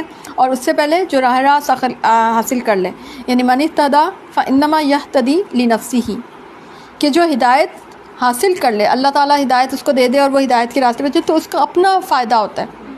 اور جو بھٹک جاتا ہے تو اس کا بوجھ بھی اسی کے اوپر ہے، کوئی اور دوسرا نہیں اٹھائے گا، ٹھیک ہے نا. یعنی اللہ تعالیٰ کو کوئی انٹرسٹ نہیں ہے کہ ہم ہدایت کی طرف آئیں یا نہیں آئیں، آپ کی مرضی ہے، ٹھیک ہے نا. آپ آنا چاہیں تو آ جائیں، نہیں آنا چاہیں تو اللہ کے پاس بہت مخلوق موجود ہے. یہ ہدایت کا فائدہ انسان کو خود کو ہوتا ہے. اور جب ہم کسی بستی کی ہلاکت کا ارادہ کرتے ہیں تو وہاں کے خوشحال لوگوں کو کچھ حکم دیتے ہیں. یعنی وہاں کی جو ایلیٹ کلاس ہوتی ہے نا، وہ کیا کرتی ہے، وہ کھلی نافرمانی کرنی شروع کر دیتی ہے اس بستی میں، اور پھر ان پر عذاب کی بات ثابت ہو جاتی ہے. یہ بڑی واقعی ہر معاشرے میں ایسا ہی ہوتا ہے کہ موسٹ آف جو ایلیٹ کلاس ہوتی ہے نا، وہ جو ہوتی ہے نا کسی برائی کے فیشن کا ایجاد کرتی ہے. اور باقی جو لوگ ہوتے ہیں نا، وہ کیونکہ احساس کمتری میں ہوتے ہیں، اور ان کے لیے جو رول ماڈل ہوتے ہیں نا موسٹ آف جو ہمارے ہاں جو سوسائٹی میں وہ ایلیٹ کلاس ہوتی ہے. تو وہ کہتے ہیں کہ ٹھیک ہے یہ کر رہے ہیں تو ہم بھی ایسا کریں. کیوں کریں ایسا؟ تاکہ ہم بھی امیر دکھیں، کیونکہ ہم امیر بننا نہیں چاہتے، ہم امیر دکھنا چاہتے ہیں. وہ بیچارہ بل گیٹ جو ہے نا وہ امیر بننا چاہتا ہے، ٹھیک ہے. وہ امیر کب دکھتا ہے؟ وہ امیر دکھنا ہی نہیں چاہتا. وہ کیسا ایک ٹی شرٹ میں اور کدھر گھومتا پھرتا ہے، اس کو امیر دکھنے سے کوئی مطلب نہیں ہے، اس لیے پیسہ کمایا جا رہا ہے. اور ہم لوگ جو ہے نا امیر دکھنے کے چکر میں پیسہ لٹائے جا رہے ہیں، ٹھیک ہے نا. تو امیر اگر آپ کو دیکھیں، امیر بننے میں وہ مانے کوئی چیز نہیں ہے، مطلب آپ پیسہ کما رہے ہیں یا کچھ ارننگ کر رہے ہیں اس میں نہیں، لیکن آپ کے اندر یہ آپ کی سائیکالوجی نہیں ہونی چاہیے کہ ہمیں پھر ریاکاری کرنی ہے یا لوگ ہمیں امیر سمجھیں یا لوگ ہمیں بڑا سمجھیں. یہ انسان کے اندر جو ہے نا یہ بھی ایک بت ہے، یہ انسان کے اندر نہیں ہونا چاہیے. آپ اپنی ارننگ کے لیے پیسہ کما رہے ہیں, آپ نعمتوں کو یوز کر رہے ہیں, اللہ تعالیٰ نے جو نعمت دے رکھی ہے آپ اس کو یوز کریں, لیکن اس میں کہیں بھی تکبر اور ریاکاری کا عنصر نہیں آنا چاہیے. اور تکبر اور ریاکاری کا جو اسٹارٹ ہوتا ہے نا, آپ کی نیت سے ہوتا ہے, آپ کے دل کے ارادے سے ہوتا ہے, پھر وہ پورا درخت بن جاتا ہے, پھر وہ درخت بن کے میڈیا پہ آ جاتا ہے. ٹھیک ہے, اصل جو اسٹارٹ ہوتا ہے وہ تو آپ کے اندر سے ہوتا ہے, آپ کے اندر ارج ہوتی ہے, میں نے یہ کر لیا, دکھاؤں, کس کو دکھاؤں؟ اب بھائی ہم میڈیا پہ ڈالیں, یہ سوشل میڈیا پہ یہ چیز ڈالیں تاکہ لوگ واہ واہ کریں. یہ جو واہ واہ کرنے کی جو ارج ہوتی ہے نا, یہ جو ہے نا, یہ انسان کے اندر سے جب اسٹارٹ ہوتی ہے نا, یہ برائی کی طرف اس کو لے جاتی ہے. ٹھیک ہے نا, پھر وہ تکبر کی طرف جاتا ہے, پھر اس کو جو ہے نا سارا معاملہ اس کا خراب ہونا شروع ہوتا ہے. اور جس کا ارادہ آخرت کا ہو اور جیسی کوشش اس کے لیے ہونی چاہیے وہ کرتا بھی, اور وہ باایمان بھی. بس یہی لوگ ہیں جن کی کوشش اللہ کے یہاں پوری قدردان کی. یعنی آخرت جو ہے نا, تو اگر آخرت کا ارادہ ہے تو اس کا ایک سرٹن اسٹینڈرڈ ہے, اس کو میٹ کرنا پڑے گا, تبھی وہ جنت میں بھیجا جائے گا. اس اسٹینڈرڈ کو وہ میٹ کرے گا تو اللہ تعالیٰ اس پر رحمت کا سایہ کرے گا. ٹھیک ہے, تو پھر وہ جنت میں, یعنی کہ ادھر سے ہمارے اعمال جائیں گے, ٹھیک ہے, اور ادھر سے جو ہے اللہ کی رحمت ہمیں سائے میں لے لے گی. تو اس رحمت کو اپنے اوپر لانے کے لیے بھی یہاں سے کچھ شکل لے کے جانی پڑے گی نا آپ کو, ہے نا. یعنی کہ اگر آپ کہہ رہے ہیں کہ بھئی ٹیچر کے پاس جا کے کہیں, ایک مثال ہے, ٹھیک ہے, کہ نا مجھے آپ نا ذرا اور مارکس دیتے ہیں, ٹھیک ہے, تو وہ کہے گا پہلے 33 تو لے لیتے ہیں. بھائی آپ نے تو 33 ہی نہیں لیے. اب اگر 33 نہیں لیے تو پھر اور مارکس کیسے لیں گے؟ یعنی پاس ہونے والے مارکس تو لینے ہی پڑیں گے نا آپ کو. یا آپ کہیں اس کو بھائی پاس کر دیں یا آپ پروموٹ کر دیں, تو وہ کہیں گے بھائی تھوڑے بہت چلو تم, اچھا چلو پروموٹ ہی کرنا ہے, تم 32 ہی لے لیتے, 31 ہی لے لیتے تھوڑا سا, چلو 1-2 نمبر تو چلو میں کر دیتی. اب تم تو کہہ رہے ہو نہیں 0 میں لے کے آیا ہوں, تو 0 پہ میں 33 کیسے کر دوں؟ ٹھیک ہے نا. تو ہماری یہ چیز ہمیں سمجھنے کی کہ ایک سرٹن اسٹینڈرڈ ہوتا ہے آخرت کا. اور میں تو کہتی ہوں اللہ بہت بڑا ہے, بہت قدردان ہے کہ وہ ہمارے چھوٹے موٹے کام کو قبول کر لیتا ہے. ورنہ اس کا اسٹینڈرڈ تو جتنا بڑا, میں نے اس دن بھی بتایا تھا, جتنی بڑی ہستی اتنا ہی بڑا اس کا اسٹینڈرڈ ہوتا ہے. یہ تو اس نے ہمارے اوپر رحم پہلے سے کر رکھا ہے کہ وہ ہمارے چھوٹے چھوٹے کاموں کو قبولیت کی سند دے دیتا ہے. ٹھیک ہے نا. تو یہ ہے. اور پھر ہاں یہ بھی کہ دیکھ لیں ہم نے ان میں سے ایک پر ایک کو فضیلت دے رکھی ہے, اور آخرت تو درجوں میں اور بھی بڑی. اچھا دنیا میں ایسا ہوتا ہے کہ دنیا میں جو ہے نا کوئی درجوں میں زیادہ ہوتا ہے, کوئی درجوں میں کم ہوتا ہے. کوئی یہ جو ہے ٹاپک پہلے بھی گزرا ہے, کوئی ملازم ہوتا ہے تو کوئی مالک ہوتا ہے. صحیح ہے. تو یہ ایک طرح سے مثال سمجھانے کی, تمثیل سمجھانے کے لیے بھی ہے کہ یہاں تو تمہیں یہاں بھی برا لگ رہا ہوتا ہے, نچلا درجہ عام طور پہ لوگوں کو برا لگتا ہے, تو پھر جنت کے جو اعلیٰ درجوں میں جب لوگ پہنچ جائیں گے تو ادھر اس وقت تمہارا کیا حال ہوگا. ٹھیک ہے نا. یہ بات آپ دیکھیں اس کو جنت سے, کہ جنت تو درجوں میں اور بھی بڑھ کر اور فضیلت کے اعتبار سے اور بھی بڑی ہے, کہ جنت کے بھی 100 درجے رکھے ہیں. ٹھیک ہے. تو انسان آپ دیکھیں یہاں پہ کمپٹیشن میں کتنا زیادہ ہوتا ہے, اس کا اگر تھوڑا سا کم, اس کو ہے نا, مطلب آپ دیکھیں تمام تر انسانوں کو اگر آپ جمع کر کے کہیں گے نا کہ آپ کیا بننا, آپ سب کہیں گے جی ہم حاکم بننا, ہم ہے نا پریزیڈنٹ بادشاہ بننا پسند کرتے ہیں. بس آپ اگر کہیں گے نا وزیر, نہیں وزیر بھی نہیں, ہم بس بادشاہ ہی بنیں گے, بس ہمیں صدر بنا دو بس. ٹھیک ہے. تاکہ اس کسی کی حکمرانی میں ہم سب پر حکم چلائیں. ٹھیک ہے نا. لیکن آپ دیکھیں دنیا میں اگر سب یہی چیزیں بن جائے تو پھر وہ کس پہ حکمرانی کس پہ ہو. ٹھیک ہے. تو اللہ تعالیٰ نے وہاں وزیر کہاں جائیں گے, رعایا کہاں جائیں گے. آپ کو وزیر ہی پڑھی ہے, میں تو سوچ رہی ہوں رعایا کہاں وزیر تو کہیں چلے جائیں گے, ان کی تو چلو ہو جائے گا. رعایا کا کیا ہوگا, مطلب رعایا تو کوئی ہوگی نہیں, تو حکمرانی کس پہ ہوگی. ٹھیک ہے نا. تو یہ چیز تو اب ہے نا جنت میں بھی اس طرح, جنت میں درجے ہوں گے. تو اللہ تعالیٰ آپ کو اصل میں ایک خواہش دلانا چاہ رہا ہے کہ تمہیں دنیا میں بھی تمہیں بڑا برا لگتا ہے کہ جب تمہارا درجہ نیچلا ہو, چاہے حالانکہ تھوڑے دن کی دنیا ہے, تو جب آخرت میں جب تم پہنچ جاؤ گے اور وہاں پر تم درجہ اگر نہیں پا سکو گے تو پھر اس وقت سوچو کیا حال ہوگا. یہ اصل میں اس لیے میں نے اس ٹاپک کو تھوڑا سا رک کے یہ تھوڑا سا الگ کر کے ایکسپلین کیا گیا تمثیلی انداز میں, اس لیے میں یہاں پہ رکی ہوں. اور تیرا پروردگار صاف صاف حکم دے چکا ہے کہ تم اس کے سوا کسی اور کی عبادت نہ کرنا اور ماں باپ کے ساتھ احسان کرنا. اگر تیری موجودگی میں ان میں سے ایک یا دونوں بڑھاپے کو پہنچ جائے تو ان کے آگے اف تک نہ کہنا, نہ انہیں ڈانٹ ڈپٹ کرنا, بلکہ ان کے ساتھ ادب اور احترام اور سے بات کرنا. اب ماں باپ کا بہت بڑا حکم آپ دیکھیں گے، جہاں اللہ تعالیٰ اپنی عبادت کا ذکر کرتا ہے نا، وہاں پہ بالوالدین احسانہ، بالوالدین کے ساتھ کہ اف بھی نہیں کرنا، ٹھیک ہے نا، یہاں پہ جیسے آ رہا ہے کہ ولا تکن لہما افن، اف تو ایسا جملہ ہے نا کہ ایسے ہی نکل جاتا ہے، تکلیف پہنچے، وہ اف وہ جملہ جو ایسے ہی نکل جاتا ہے بے اختیاری. تو کہا بے اختیاری کو بھی آپ نے ناپ تول کے استعمال کرنا ہے جب والدین مقابل والدین ہوں. والدین کا بہت بڑا احسان ہے حقیقتاً، کیونکہ دیکھیں اور آپ دیکھیں ہر جگہ پہ اللہ تعالیٰ اپنی عبادت کے بعد والدین کا حق رکھتا ہے. اور آپ جو والدین ہیں نا، وہ اس بات کو اور بھی زیادہ اچھے کہ یہ جو چھوٹے سے بچے ہوتے ہیں نا، اگر آپ ان کو کچھ مطلب میں گھنٹہ بھی نہیں کہہ سکتی، میں کہتی ہوں کچھ سیکنڈز یا کچھ منٹس بھی آپ ان کو ان اٹینڈنٹ چھوڑ دیں نا، تو وہ مر بھی سکتے ہیں. اس پہ ریسرچ ہے باقاعدہ کہ بچے اگر کچھ دیر مثلا جاگ رہے ہوں، بچے دیکھیں چھوٹے بالکل چھوٹے کچھ منتھ کے بچے، اور ان کو ہیومن ٹچ نظر نہ آئے، ان کو ہیومن وائس نظر نہیں آئے، تو یہ ان کی ڈیتھ کے لیے کافی ہوتی ہے. اس لیے آپ دیکھیں ہمارے یہاں جو ہوتا ہے نا ڈے کیئر سینٹرز وغیرہ، اس طرح سے یہ چیزیں چل رہی ہوتی ہیں، ادھر بھی ہوتی ہیں، یعنی کہ مغرب میں بھی ہوتی ہیں ہمارے. تو وہ اس لیے ہوتی ہے کہ بچے ان اٹینڈنٹ نہ ہوں، کیونکہ بچے مر سکتے ہیں اس طرح سے، یعنی کھانا پینا سب کچھ کر دیں لیکن اس کے باوجود ان کو ہیومن ٹچ چاہیے ہوتا ہے. اور بچے ہمیشہ آپ دیکھیں ان سے چھوٹے سے بچے ہوتے ہیں، وہ آپ کی بات نہیں سمجھتے، وہ آپ کی لینگویج نہیں سمجھتے، لیکن وہ آپ کی مسکراہٹ کو سمجھتے ہیں، وہ آپ کے لمس کو محسوس کرتے ہیں. ہاں، ماں کی خوشبو سمجھتے ہیں. یس بالکل. تو اس وقت ان کے ساتھ کون ہوتا ہے؟ نہ کوئی خالہ، نہ کوئی پھپھی، نہ کوئی اور، نہ کوئی اور، صرف ماں باپ ہوتے ہیں.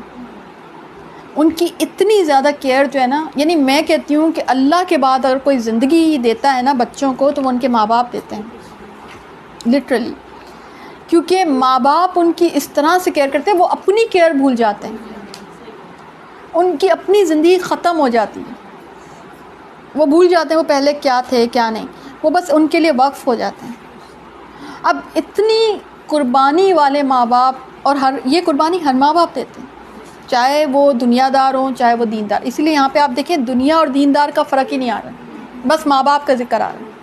کیونکہ ہمارے یہاں یہ بات آتی ہے نا، بھئی وہ تو ماں باپ جو ہے وہ دنیا دار ہے، ہم تو ہو گئے بھئی دیندار. نہیں، یہ تو ہے ہی نہیں. آپ ام حبیبہ والا وہ واقعہ یاد کر لیں، جب ابو سفیان آئے تھے اور وہ اس وقت مسلمان نہیں تھے، انہوں نے بستر لپیٹ تو نبی کریم صلی اللہ علیہ وسلم نے مائنڈ کیا کہ نہیں، آپ بستر کیوں، آپ کے والد تھے، آپ ان کا اکرام کریں. تو ماں باپ تو اگر مشرک بھی ہوں، اگر کافر بھی ہوں، تو بھی ان کا اکرام اور ادب جو ہے نا وہ ہے. تو اگر وہ توحید پرست ہوں، اگر وہ موحد ہوں ماں باپ، تو پھر ان کا کتنا بڑا احترام اور اکرام ہوگا. سوچا آپ نے اس بات کو؟ تو ماں باپ کا بہت بڑا حق ہے. اور ماں باپ اگر یعنی ان کا حق تو زندگی کے ساتھ ساتھ، آپ کی زندگی کے ساتھ، ان کی نہیں اپنی، کہ آپ وہ اگر وہ زندہ ہیں ان کی خدمت کریں، اگر وہ ہدایت پہ نہیں ہے تو ان کی ہدایت کے لیے دعا کریں. اچھا، پھر اگر وہ وفات پا جائیں تو ان کے دوستوں کے ساتھ، ان کے رشتہ داروں کے ساتھ صلہ رحمی کریں، یعنی وہ نہیں ہیں تو ان کے دوستوں کے ساتھ صلہ رحمی کریں، ان کے رشتہ داروں کے ساتھ صلہ رحمی کریں، یہ بھی ہے. اور پھر اگر وفات پا جائے تو ان کے لیے دعا کریں، مغفرت کی دعا کریں. اور وہ ایسی دعا ہونی چاہیے جیسے آپ اپنے لیے دعا کریں ہر وقت، وہ اسی طرح سے رب ارحمہما کما ربیانی صغیرا، یہ ہر وقت آپ کے لبوں پہ ہونی چاہیے کہ ماں باپ ہیں، ان کے لیے دعا کرنی اور وہ ان کو تھال میں رکھ کر پیش کی جاتی. ایک حدیث میں اس طرح سے آتا کہ ان کو باقاعدہ ان کو وہ جیسے ایک حدیث میں آتا ہے نا کہ کسی کا درجہ بلند کیا جاتا ہے، ٹھیک ہے، تو وہ پوچھتا ہے کہ کیسے ہوا، تو تیرے بیٹے نے تیرے لیے استغفار پڑھی، ٹھیک ہے، تیرے بیٹے نے تیرے لیے استغفار پڑھی. اور وہ استغفار کی وہی والی دعائیں جو میت کے لیے ہوتی ہیں. تو اس لیے یہ جو ہے نا ماں باپ کا بہت بڑا جو ہے نا انسان سمجھے کہ بہت بڑا جو ہے نا یہ ان کے لیے ایک وہ ہے. لیکن آپ بہت افسوس کا مقام ہے کہ آج ماں باپ جو ہے نا وہ جھک کر بات کر رہے ہیں. آج کی جو جنریشن ہے نا، آئی ڈونٹ نو وائی، ماں باپ کے رائٹس کو ویسے نہیں پہچان رہی جیسے پہچاننا چاہیے. اور وہ اس لیے وہ دعا ہے نا، وہ اب مجھے ابھی نہیں یاد ہے، جس کا ترجمہ اس طرح سے جو صبح شام کی دعاؤں میں بڑی خوبصورت دعا ہے کہ اللہ تعالیٰ مجھے میرے جو بیٹا ہے نا اس کو میرا رب مت بنا دینا. وہ جو آپ آخر صبح شام کی دعا میں پڑھتے ہیں، کارڈ میں جو موجود ہے، کہ ایسا نہ ہو کہ وہ مجھے پالنے والا ہو جائے یا وہ مجھے حکم دینے والا. آج اور آخر زمانے کی اس میں سے بھی ہے کہ جب جو ہے نا لانڈی جو ہے اپنے مالک کو جنے گی. اس کی بھی تفسیر علماء کرام یہی کرتے ہیں کہ ماں کو استغفر اللہ ایسے حکم دیتے ہیں، ایسے وہ ڈیل کرتے ہیں جیسے لونڈی، اور وہ مالک بنے بیٹھے ہوتے ہیں اولاد۔ آج کے زمانے کے جو بچے ہیں نا، ان کو مطلب یہ دیکھنا چاہیے کہ اگر جنت ماؤں کے قدموں تلے ہیں تو باپ جو ہے جنت کا دروازہ ہے، اور دونوں کا بہت بڑا حق ہے۔ تو کسی صورت آپ ہے نا، میں آپ کو صحیح بات بتاؤں، آج کی جنریشن جو کہ آپ ہے نا کامیابی کو نہیں پہنچ سکتے کسی بھی، نہ دنیا نہ آخرت کسی بھی، اگر آپ ماں باپ کو ناراض کریں۔ ماں باپ کو راضی رکھنا ہی رکھنا ہے، اور ماں باپ وہ اتنے بے لوث مطلب وہ رشتہ ہے کہ وہ اپنا برا چاہ سکتا ہے، اپنا نقصان کر سکتے ہیں، وہ آپ کا نقصان نہیں کریں گے۔ مطلب میرا خیال ہے کہ اس سے زیادہ بے لوث رشتہ ہمیں کبھی نہیں ملتا۔ میرا تو یہی خیال ہے کہ دنیا میں ماں باپ سے زیادہ بے لوث رشتہ نہیں کوئی اور نہیں ہوتا۔ وہ کبھی آپ کو نقصان نہیں کریں گے، کبھی بایس نہیں ہوتے، ماں باپ کبھی بایس نہیں ہوتے، ٹھیک ہے۔ تو یہ یہاں پہ آپ دیکھ لیں کہ انسان جو ہے نا، جی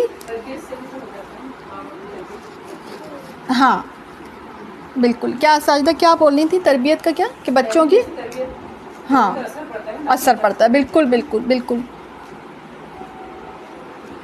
کہ یہ سٹارٹ ہوتا ہے وہاں سے کہ جب وہ جیسے وہ ایک شخص آیا تھا نا حضرت عمر کے پاس، جب وہ شکایت لے کے آیا تھا اپنے بیٹے کی، تو بیٹے کو جب بلایا گیا تو بیٹے نے الٹا جو ہے شکایت کی باپ کی، کہ اس نے جو میرے لیے ماں جو چنی ہے وہ تو ہے نا بے دین تھی، اور جویلا میرا نام رکھ دیا، ایک کیڑے کا نام ہے جویلا، کیڑے کو کہتے ہیں، اور ہے نا میری کوئی پرورش نہیں کی، اور ہے نا وہ اس کا تو پورا کھاتا ہی کھل گیا اس کا نا پورا جو ہے نا۔ تو اس نے تو حضرت عمر رضی اللہ تعالیٰ نے ان کے حق میں فیصلہ دیا، اس بیٹے کے حق میں، کہ پہلے اس سے پہلے کہ میں تمہاری شکایت لوں، یہ اصل میں تمہاری شکایت کر رہے ہیں، ٹھیک ہے نا۔ تو یہ اسٹارٹ ہوتا ہے وہاں سے اسپاؤس سلیکشن سے، ٹھیک ہے، کہ نیک ماں باپ جو ہے نا وہ چنے جاتے ہیں، ٹھیک ہے نا۔ یہ وہاں سے بات اسٹارٹ ہوتی ہے، اور پھر اسٹارٹ بھی ہوتی ہے تربیت سے، گھروں کے اندر ویلیو سسٹم ہونے۔ اب یہ اصل میں بات اس لیے کہہ رہی ہوں کہ اب ہے نا جو ماں باپ بن گئے پہلے، ہدایت ان کو بعد میں ملی، تو اب ان کا جو ہے نا ان کے اوپر یہ لاگو نہیں ہوگا کہ اب ان کا احترام نہ کیا جائے، یعنی کل کو بچے کھڑے ہو جائیں، جی آپ تو ہے نا خود پہلے، اب آپ نے تو اب جا کے ہمیں نمازوں کا حکم دیا ہے، آپ تو پہلے خود نہیں نماز پڑھتی تھی، تو بھائی ہمارے پاس اپنے پاس اگر ہدایت نہیں تھی تو ہم کیسے آپ کو بتاتے؟ یعنی بچے بہرحال ماں باپ کے سامنے کبھی بھی کھڑے نہیں ہو سکتے، اگر ان سے جہالت میں کچھ غلطیاں ہو بھی گئی تربیت کی، تو اگر ان کے اپنے پاس ہی علم نہیں تھا تو وہ کیسے تمہاری تربیت کرتی، ٹھیک ہے نا۔ تو یہ بھی یعنی آج کی جنریشن کو شاید یہ شکایت ہوتی ہے، جب تھوڑا سا پڑھ لکھ جاتے ہیں نا، دو باتیں پڑھ جاتے ہیں، 2 لفظ پڑھ جاتے ہیں، تو وہ اپنے ماں باپ کو ہی کٹہرے میں جا کے کھڑا کر دیتے ہیں۔ آج کی جنریشن کے اندر یہ بہت زیادہ ہے، ذرا سا بھی کوئی دیکھتے ہیں نا کچھ ماں باپ میں کوئی یعنی قصور دیکھ لیتے ہیں اپنی تربیت میں یا کسی بھی چیز میں، وہ فوراً کہہ دیتے ہیں، اپنے ماں باپ کو ٹوک دیتے ہیں کہ آپ نے وہ والا کام جو ہے نا اچھا نہیں کیا تھا، آپ نے یہ چیز بڑی اچھی کی تھی، آپ نے تو یہ چیز کی۔ تو یہ نا ادب نہیں ہے اسلام کا، ٹھیک ہے۔ اگر ہو بھی جائے تو ماں باپ کو آپ دیکھیں، حضرت ابراہیم علیہ السلام جو ہے کس طرح ادب سے اپنے بت فروش باپ سے گفتگو کرا، اور پھر آپ دیکھیں مینٹل اٹیچمنٹ دیکھیں کہ اللہ تعالیٰ سے دعا کر رہے ہیں کہ اللہ تعالیٰ ان کو بخش دینا، حالانکہ پتہ ہے کہ مشرک ہے۔ مینٹل اٹیچمنٹ کی بات کہ بچوں کو اپنے ماں باپ سے ایک مینٹل اٹیچمنٹ برقرار رکھنی چاہیے، ٹھیک ہے۔ تو یہاں پہ یہ چیز ہو گئی۔ پھر آگے آ جاتا ہے کہ رشتہ داروں اور مسکینوں اور مسافروں کا حق ادا کرو، اور اسراف اور بیجا خرچ کرنے والے نہ بنو۔ بیجا خرچ کرنے والے شیطانوں کے بھائی ہیں، اور شیطان اپنے پروردگار کا بڑا ہی ناشکرا ہے، ٹھیک ہے۔ اب یہاں پر آپ دیکھیں کہ یعنی مال جب آ جاتا ہے نا، جب انسان کے پاس تھوڑا سا بھی زیادہ، تو انسان ہے نا خرچ کے معاملے میں بالکل لاپرواہ ہو جاتا ہے، تو انسان کو اس بات سے روکا گیا۔ اور آپ کو یاد ہے کہ حدیث میں آتا ہے کہ 5 چیزوں کے جواب دیے بغیر ایک انسان کے قدم ہل نہیں سکیں گے۔ ان میں 2 سوال تو مال کے آئیں گے، مال کمایا کہاں سے، اور مال خرچ کہاں پہ کیا، اور عمر کن کاموں میں لگائی، اور جوانی کن کاموں میں لگائی، اور جو علم حاصل کیا تھا اس پر عمل کتنا کیا۔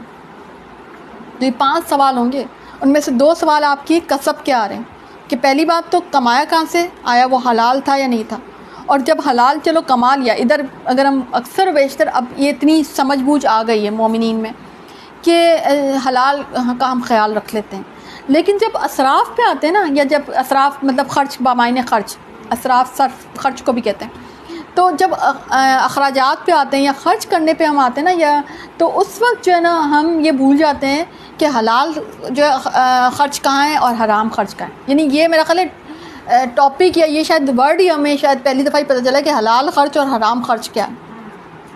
ہم اس بات کو سوچتے نہیں ہیں. ہم کہتے کوئی بات نہیں، خواہشات پہ خرچ کر لو، کوئی بات نہیں، عید آ رہی ہے چلو 10-20 جوڑے پڑیں، کوئی بات نہیں، ایک اور جوڑا آئے گا کیونکہ عید تو ہو ہی نہیں سکتی ہماری. عید آ رہی ہے، اب تو ہم نے یہ بھی چیز لینی ہے، اب تو ہمیں ہمارے یہاں کس قسم کے کانسیپٹ، یہ چیز ہونی چاہیے، وہ چیز، ہماری خواہشات کے اوپر ہم خرچ کر رہے ہوتے ہیں. اس کی وجہ سے ہماری نیڈس کے اوپر جو خرچ ہیں وہ ہمارے پیچھے رہ جاتے ہیں. اور پلس نیڈس پہ ہی جب نہیں ہوں گے تو پھر دین پر تو ہم کیا خرچ کریں گے؟ تو دین پر خرچ کرنے کے لیے ہمارے پاس کچھ بچتا ہی نہیں. ٹھیک ہے، تو غلط جگہ غلط طریقے سے خرچ کرنے کی بھی بہت پوچھ ہے. ایسے کلچر کو فروغ نہیں دینا چاہیے. حکمت کے ساتھ، عمدگی کے ساتھ انسان اپنا خرچ کرے. یہ خرچ بہت بڑی چیز ہے. جو انسان اگر اس بات کو سمجھ جاتا ہے نا تو وہ کبھی بخیل نہیں ہوتا، اور وہ کبھی ہے نا جسے کہتے ہیں کہ وہ جسے کہتے ہیں فقیر بھی نہیں ہوتا. جس کو خرچ کرنے کا سلیقہ آ جائے، جس کو یہ پتہ چل جائے یہاں پہ خرچ کرنا ہے اور یہاں پہ خرچ نہیں کرنا، تو وہ انسان جو میانہ روی پہ رہتا ہے نا، ایک حدیث کا مفہوم کچھ ایسا ہے، تو وہ ہے نا کبھی بھی فقیر نہیں ہوتا. ٹھیک ہے، تو یہ یہاں پہ سمجھایا گیا. اور ان کو کیا کہا گیا؟ بیجا خرچ کرنا ہے. مبذرین، مبذر وہ ہوتا ہے بذر سے، بذر ہوتا ہے کہ کسی کھیت میں بیج کو ڈالنا بغیر دیکھے سوچے سمجھے، اس کو کہتے ہیں بذر. یوں ایسے ڈالنا، آنکھیں بند کر کے جیسے نہیں ہوتا بذر. بذر کا روٹ جو ہے نا اس کا مطلب یہ ہے. ٹھیک ہے، با زال را اس کا روٹ ورڈ ہے. تو جو خرچ ایسے خرچ کر، اسی لیے اب لفظ بڑا اچھا استعمال ہوا ہے مبذرین. دیکھیں کہ یعنی کہ وہ دیکھتا ہی نہیں کدھر خرچ کرنا ہے کدھر، بس خرچ کیا جا رہا. اس کو یہ پتہ ہی نہیں ہے، سینس ہی نہیں ہے کہ کدھر خرچ کرنا ہے کدھر نہیں کرنا. تو یہ ڈیسیژن میکنگ بڑا اچھا آپ کا ہونا چاہیے کہ کہاں پہ واقعی ضرورت ہے اور کہاں پہ جو ہے نا نہیں ضرورت، اور وہاں پہ خرچ کرنے کی کوئی ضرورت نہیں. ٹھیک ہے، اور اگر تجھے ان سے منہ موڑنا پڑے اپنے رب کی رحمت کی جستجو میں جس کی تو امید رکھتا ہے، تو تجھے چاہیے کہ عمدگی اور نرمی سے بات کریں. بعض اوقات ایسا ہوتا ہے کوئی ضرورت مند ہوتا ہے، اس سے اعراض کرنا پڑ جاتا ہے، اظہار معذرت کرنا پڑ جاتا ہے، تو وہ جو معذرت ہے وہ عمدگی کی معذرت ہونی چاہیے. یہ یہاں پہ سمجھایا گیا. اور اپنا ہاتھ اپنے گردن سے بندھا ہوا نہ رکھ، نہ اسے بالکل ہی کھول دیں. یعنی ایسا بھی نہ ہو کہ بالکل ہی بخیل ہو جائے، کنجوس ہو جائے، یا ایسا کہ بالکل ہی سخی ہو جائے کہ اپنے، کیونکہ ایک حدیث میں اس کی بھی ممانعت آتی ہے کہ ایسا خرچ نہیں کرنا کہ اپنے بچوں کو جو ہے لاچار فقیر گلی میں مانگتا ہوا چھوڑ جائے. ٹھیک ہے، قرآن میں بھی اس مفہوم کی ایک آیت آتی ہے. ٹھیک ہے، تو یقیناً تیرا، اور آپ کو پتہ ہے کہ اخراجات میں آپ کے نا پیمانے ہوتے ہیں.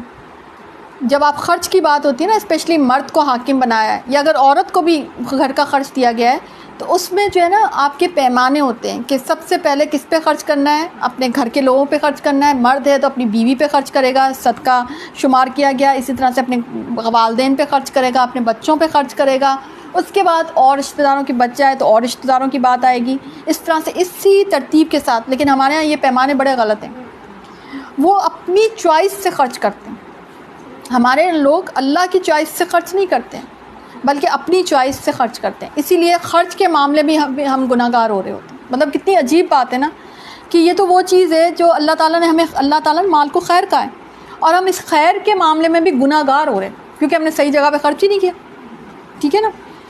یقیناً تیرا رب جس کے لیے چاہے روزی کشادہ کر دیتا ہے اور جس کے لیے چاہے تنگ کر دیتا ہے. یقیناً وہ اپنے بندوں سے باخبر اور خوب دیکھنے والا ہے. اور مفلسی کے خوف سے اپنے اولاد کو نہ مار ڈالو، ان کو اور تم کو ہم ہی روزی دیتے ہیں. اچھا، اب اس میں ایک تو یہ کہ ابارشن کی جو ہے نا آ گئی ہے کہ آپ کو پتہ ہے ابارشن گناہ کبیرہ ہے. اچھا، پیچھے آپ دیکھیں والدین کے حقوق آئے تھے، تو آپ کو قرآن میں بیلنس نظر آئے گا، اور یہاں پہ اولاد کے حقوق. اور آپ دیکھیں ہمارے یہاں یہ کلچر بہت زیادہ چل رہا ہے نا کہ اولاد کم ہو تو ٹھیک ہے، بچے 2 ہی صحیح ہیں. شاید کچھ عرصے بعد بچے 2 بھی نہیں صحیح، بچے نہ ہی ہوں تو ہی صحیح ہے نا. تو اگر، اور وہ کس لیے؟ یہ میڈیا آپ کو پتہ ہے یہ پورا ایک پوری تحریک ہے تاکہ مسلمانوں کے بچے کم ہوں. حالانکہ نبی کریم صلی اللہ علیہ وسلم نے تو فرمایا تھا کہ میں اپنی امت کے زیادہ ہونے پہ فخر کروں گا. ایک حدیث میں تو یہ بھی ہے کہ زیادہ بچے جننے والی عورت سے شادی کرو. ایک حدیث میں آتا ہے کہ کوئی خاتون تھی وہ بانجھ تھی، تو ایک صحابی نے آگے کہا کہ میں ان سے شادی کر لوں، جن کا پتہ ہی تھا، بعض اوقات تو ہوتا ہے نا بعد میں پتہ چلتا ہے، مگر ان کا پہلے سے پتہ تھا. تو نبی کریم صلی اللہ علیہ وسلم نے کہا کہ نہیں، آپ بچہ جن کے مطلب جو بانجھ نہ ہو اس سے شادی کریں. یعنی شادی کا ایک مقصد یہ بھی ہے، ٹھیک ہے. اور اولاد ایک بہت بڑی خوش بختی ہوتی ہے، اولاد اللہ تعالیٰ کی بہت بڑی نعمت ہوتی ہے، اللہ تعالیٰ اس کو دنیا کی زینت قرار دیتا ہے، ٹھیک ہے. تو اگر اللہ تعالیٰ اولاد دے رہا ہے تو تم اس کو مفلسی کے خوف سے، یعنی کہ مفلس ہو جائیں گے. تو اللہ کیا کہہ رہا ہے کہ ان کو بھی ہم روزی دیتے ہیں اور تم کو بھی ہم روزی دیتے ہیں. یعنی تم بھی تو کبھی کسی کی اولاد تھے. اگر تمہارے ماں باپ بھی یہ سوچ لیتے کہ بھئی مفلس، تو تم اس طرح دنیا میں کبھی کوئی آتا ہی نہیں، دنیا چلتی نہیں. تو جو زی روح اس دنیا میں آتی ہے اس کی رزق کا، آپ کو میں نے ابھی پیچھے بتایا کہ اس کی رزق کا تو فیصلہ پہلے ہو چکا ہوتا ہے، ٹھیک ہے. تو یہ کبھی بھی انسان نہ سوچے کہ بھئی جو ہے نا اس کو ہم کھلائیں گے کہاں سے اور کہاں سے ہم اس کی اخراجات کہاں سے اٹھائیں گے، ٹھیک ہے. اور خبردار زنا کے قریب بھی نہ جانا، ٹھیک ہے. حدیث میں آتا ہے کانوں کا بھی زنا ہے، آنکھوں کا بھی زنا ہے، ہاتھوں کا بھی زنا ہے، پاؤں کا بھی زنا ہے، منہ کا بھی زنا ہے. پھر شرمگاہ یا تو اس کی تصدیق کر دیتی ہے یا تردید، ٹھیک ہے. تو زنا صرف اس کا، زنا کے بہت سارے پیمانے ہیں. اور ایک حدیث میں آتا ہے جب کسی قوم میں بدکاری عام ہو جاتی ہے، یعنی یہ زنا کاری، تو وہ اس کو علل اعلان کرتے ہیں، تو پھر اس میں طاعون اور ایسی بیماریاں پیدا ہو جاتی ہیں جو پہلے نہ تھیں. اور آج آپ دیکھیں ہمارے معاشرے میں کس قسم کی بیماریاں آتی ہیں، ٹھیک ہے نا. تو یہ جو ہے نا، اور پھر آپ کو پتہ ہے کہ زنا کے، اب آپ دیکھیں اس میں ولا تقربوا الزنا، کہ اس کے قریب بھی نہیں جاؤ. یعنی یہ کتنی بڑی بات بتا دی گئی ہے کہ زنا کے قریب بھی نہیں جانا، کیونکہ اگر قریب جاؤ گے تو کہیں ایسا نہ ہو کہ اس میں انوالو بھی ہو جاؤ، ٹھیک ہے. اور اس حدیث کو تو آج کے میڈیا کے دور میں زیادہ اچھا انسان سمجھ سکتا ہے، ٹھیک ہے نا. تو یہ جو بد نگاہی ہوتی ہے نا، یہ بھی اسی کی ایک قسم ہوتی ہے، کسی کو بری نظر سے دیکھنا. تو خواتین بھی اور مرد حضرات بھی نگاہ کی جو ہے نا، نگاہ کے معاملے میں احتیاط برتنی چاہیے. ایک صحابی تھے، حج کا موقع تھا، تو صحابی ایک دم جیسے کسی خواتین کوئی جا رہی تھی تو ایک خاتون کو دیکھیں تو نبی کریم صلی اللہ علیہ وسلم نے ان کا چہرہ یوں ہٹا دیا، ایسے کر کے مطلب چہرہ پھیر دیا اس طرف سے، ٹھیک ہے. اور کہا کہ نہیں، یہ بد نظری کس میں آتی. تو کسی کو نظر بھر کے دیکھنا نہیں ہے، ٹھیک ہے نا. انسان اس بات کا خیال رکھے کہ نظر کا بھی حساب ہے. استغفر اللہ، کسی کو آپ نظر بھر کے دیکھ رہے ہو تو پھر وہ جو اس دن جو بات ہوئی تھی بوائے فرینڈ اور گرل فرینڈ والا، تو وہ تو پھر اس کی تو کیا گنجائش نکلتی ہے. اور پھر جب نظر بھر کے دیکھنے کی گنجائش نہیں ہے، اب میں جو بات پہ آؤں کہ پھر لو میرجز کی کہاں پہ آپ کو مل جاتی ہے، چھوٹ کیسے ملے گی؟ بھئی لو میرج تو جب ہوگی نا جب آپ کا لو ہوگا. اب یہاں تو اللہ تعالیٰ کہہ رہے ہیں کہ دیکھنا ہی نہیں ہے، نگاہ بھر کے دیکھنا ہی نہیں ہے کسی مرد یا عورت کو، ٹھیک ہے.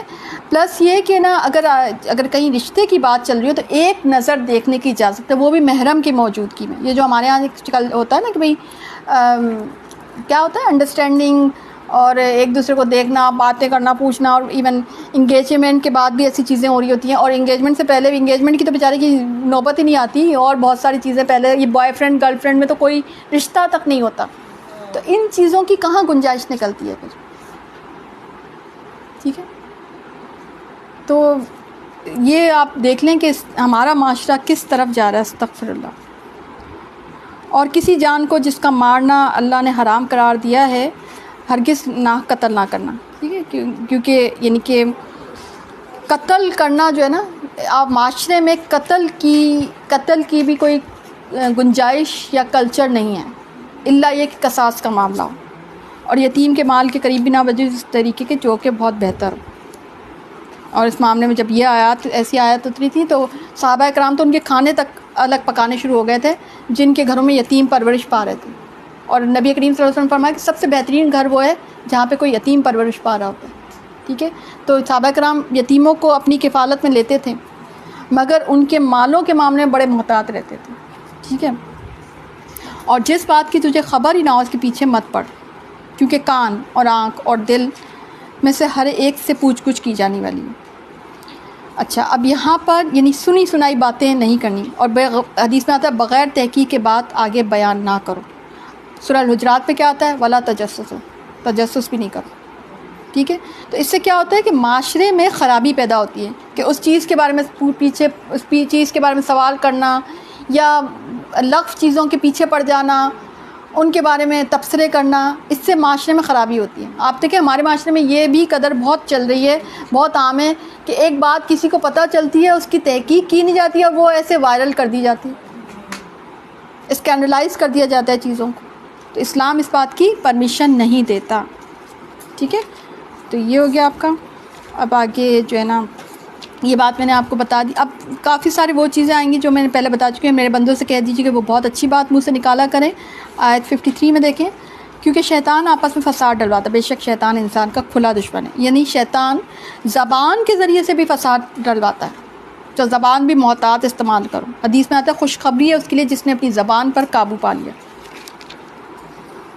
ٹھیک ہے؟ اور آگے حضرت آدم علیہ السلام کا وہ قصہ آ رہا ہے، اور اس میں وہ چیلنج آ رہا ہے کہ میں اگر مجھے بھی قیامت تک تو نے ڈھیل دی تو میں اس کی اولاد کو بجز بہت تھوڑے لوگوں کے اپنے بس میں کر لوں گا۔ ارشاد ہوا کہ جا، ان میں سے جو بھی تیرا تابعدار ہوگا تو سب کی سزا جہنم ہے، جو پورا پتلا دیا جائے گا ان کو، اور ان میں سے جسے بھی اپنے آواز سے بہکا سکے بہکا لے، ان پر اپنے سوار اور پیادے چڑھا لے، اور انہیں جھوٹے وعدے دے لے۔ ان سے جتنے بھی وعدے شیطان کے ہوتے ہیں سب کے سب سراسر فریب کے اور جھوٹے ہوتے ہیں۔ اب یہاں پر آپ دیکھیں کہ ایک تو بات یہ کہ پوری نسل نہیں بلکہ اولاد میں سے بجز تھوڑے لوگوں کے لیے ہمارے بچوں میں سے بھی یہ اپنے کنٹرول میں لینا چاہتا ہے شیطان۔ ایک تو اس کا بار دیکھیں، یعنی ہماری اولاد کو بھی بہکانا چاہتا ہے تاکہ یہ جو کفر اور شرک ہے یہ اولاد تک منتقل ہو جائے، ٹھیک ہے؟ تو ہمیں اپنے بچوں کی کمپنی اور ان کی جو ہے نا ان کے احوال بھی دیکھنے ہیں، کیونکہ ہو سکتا ہے شیطان سے ہم بچ جائیں مگر اولاد، یعنی اس کا آپ دیکھیں کس حد تک اس کا چیلنج دیکھیں ذرا، صحیح؟ اور پھر یہ، اور وہ حدیث میں آتا ہے نا شیطان ہر انسان کی پیدائش کے موقع پر انگلی سے کچوکے لگانے کی کوشش کرتا ہے، اور اسی وجہ سے وہ بچہ روتا ہے، سوائے حضرت مریم کے، انہیں ان کی ماں کی دعا نے محفوظ رکھا۔ یعنی اس کا مطلب ہے وہ دعا انہوں نے پہلے سے کر رکھی تھی۔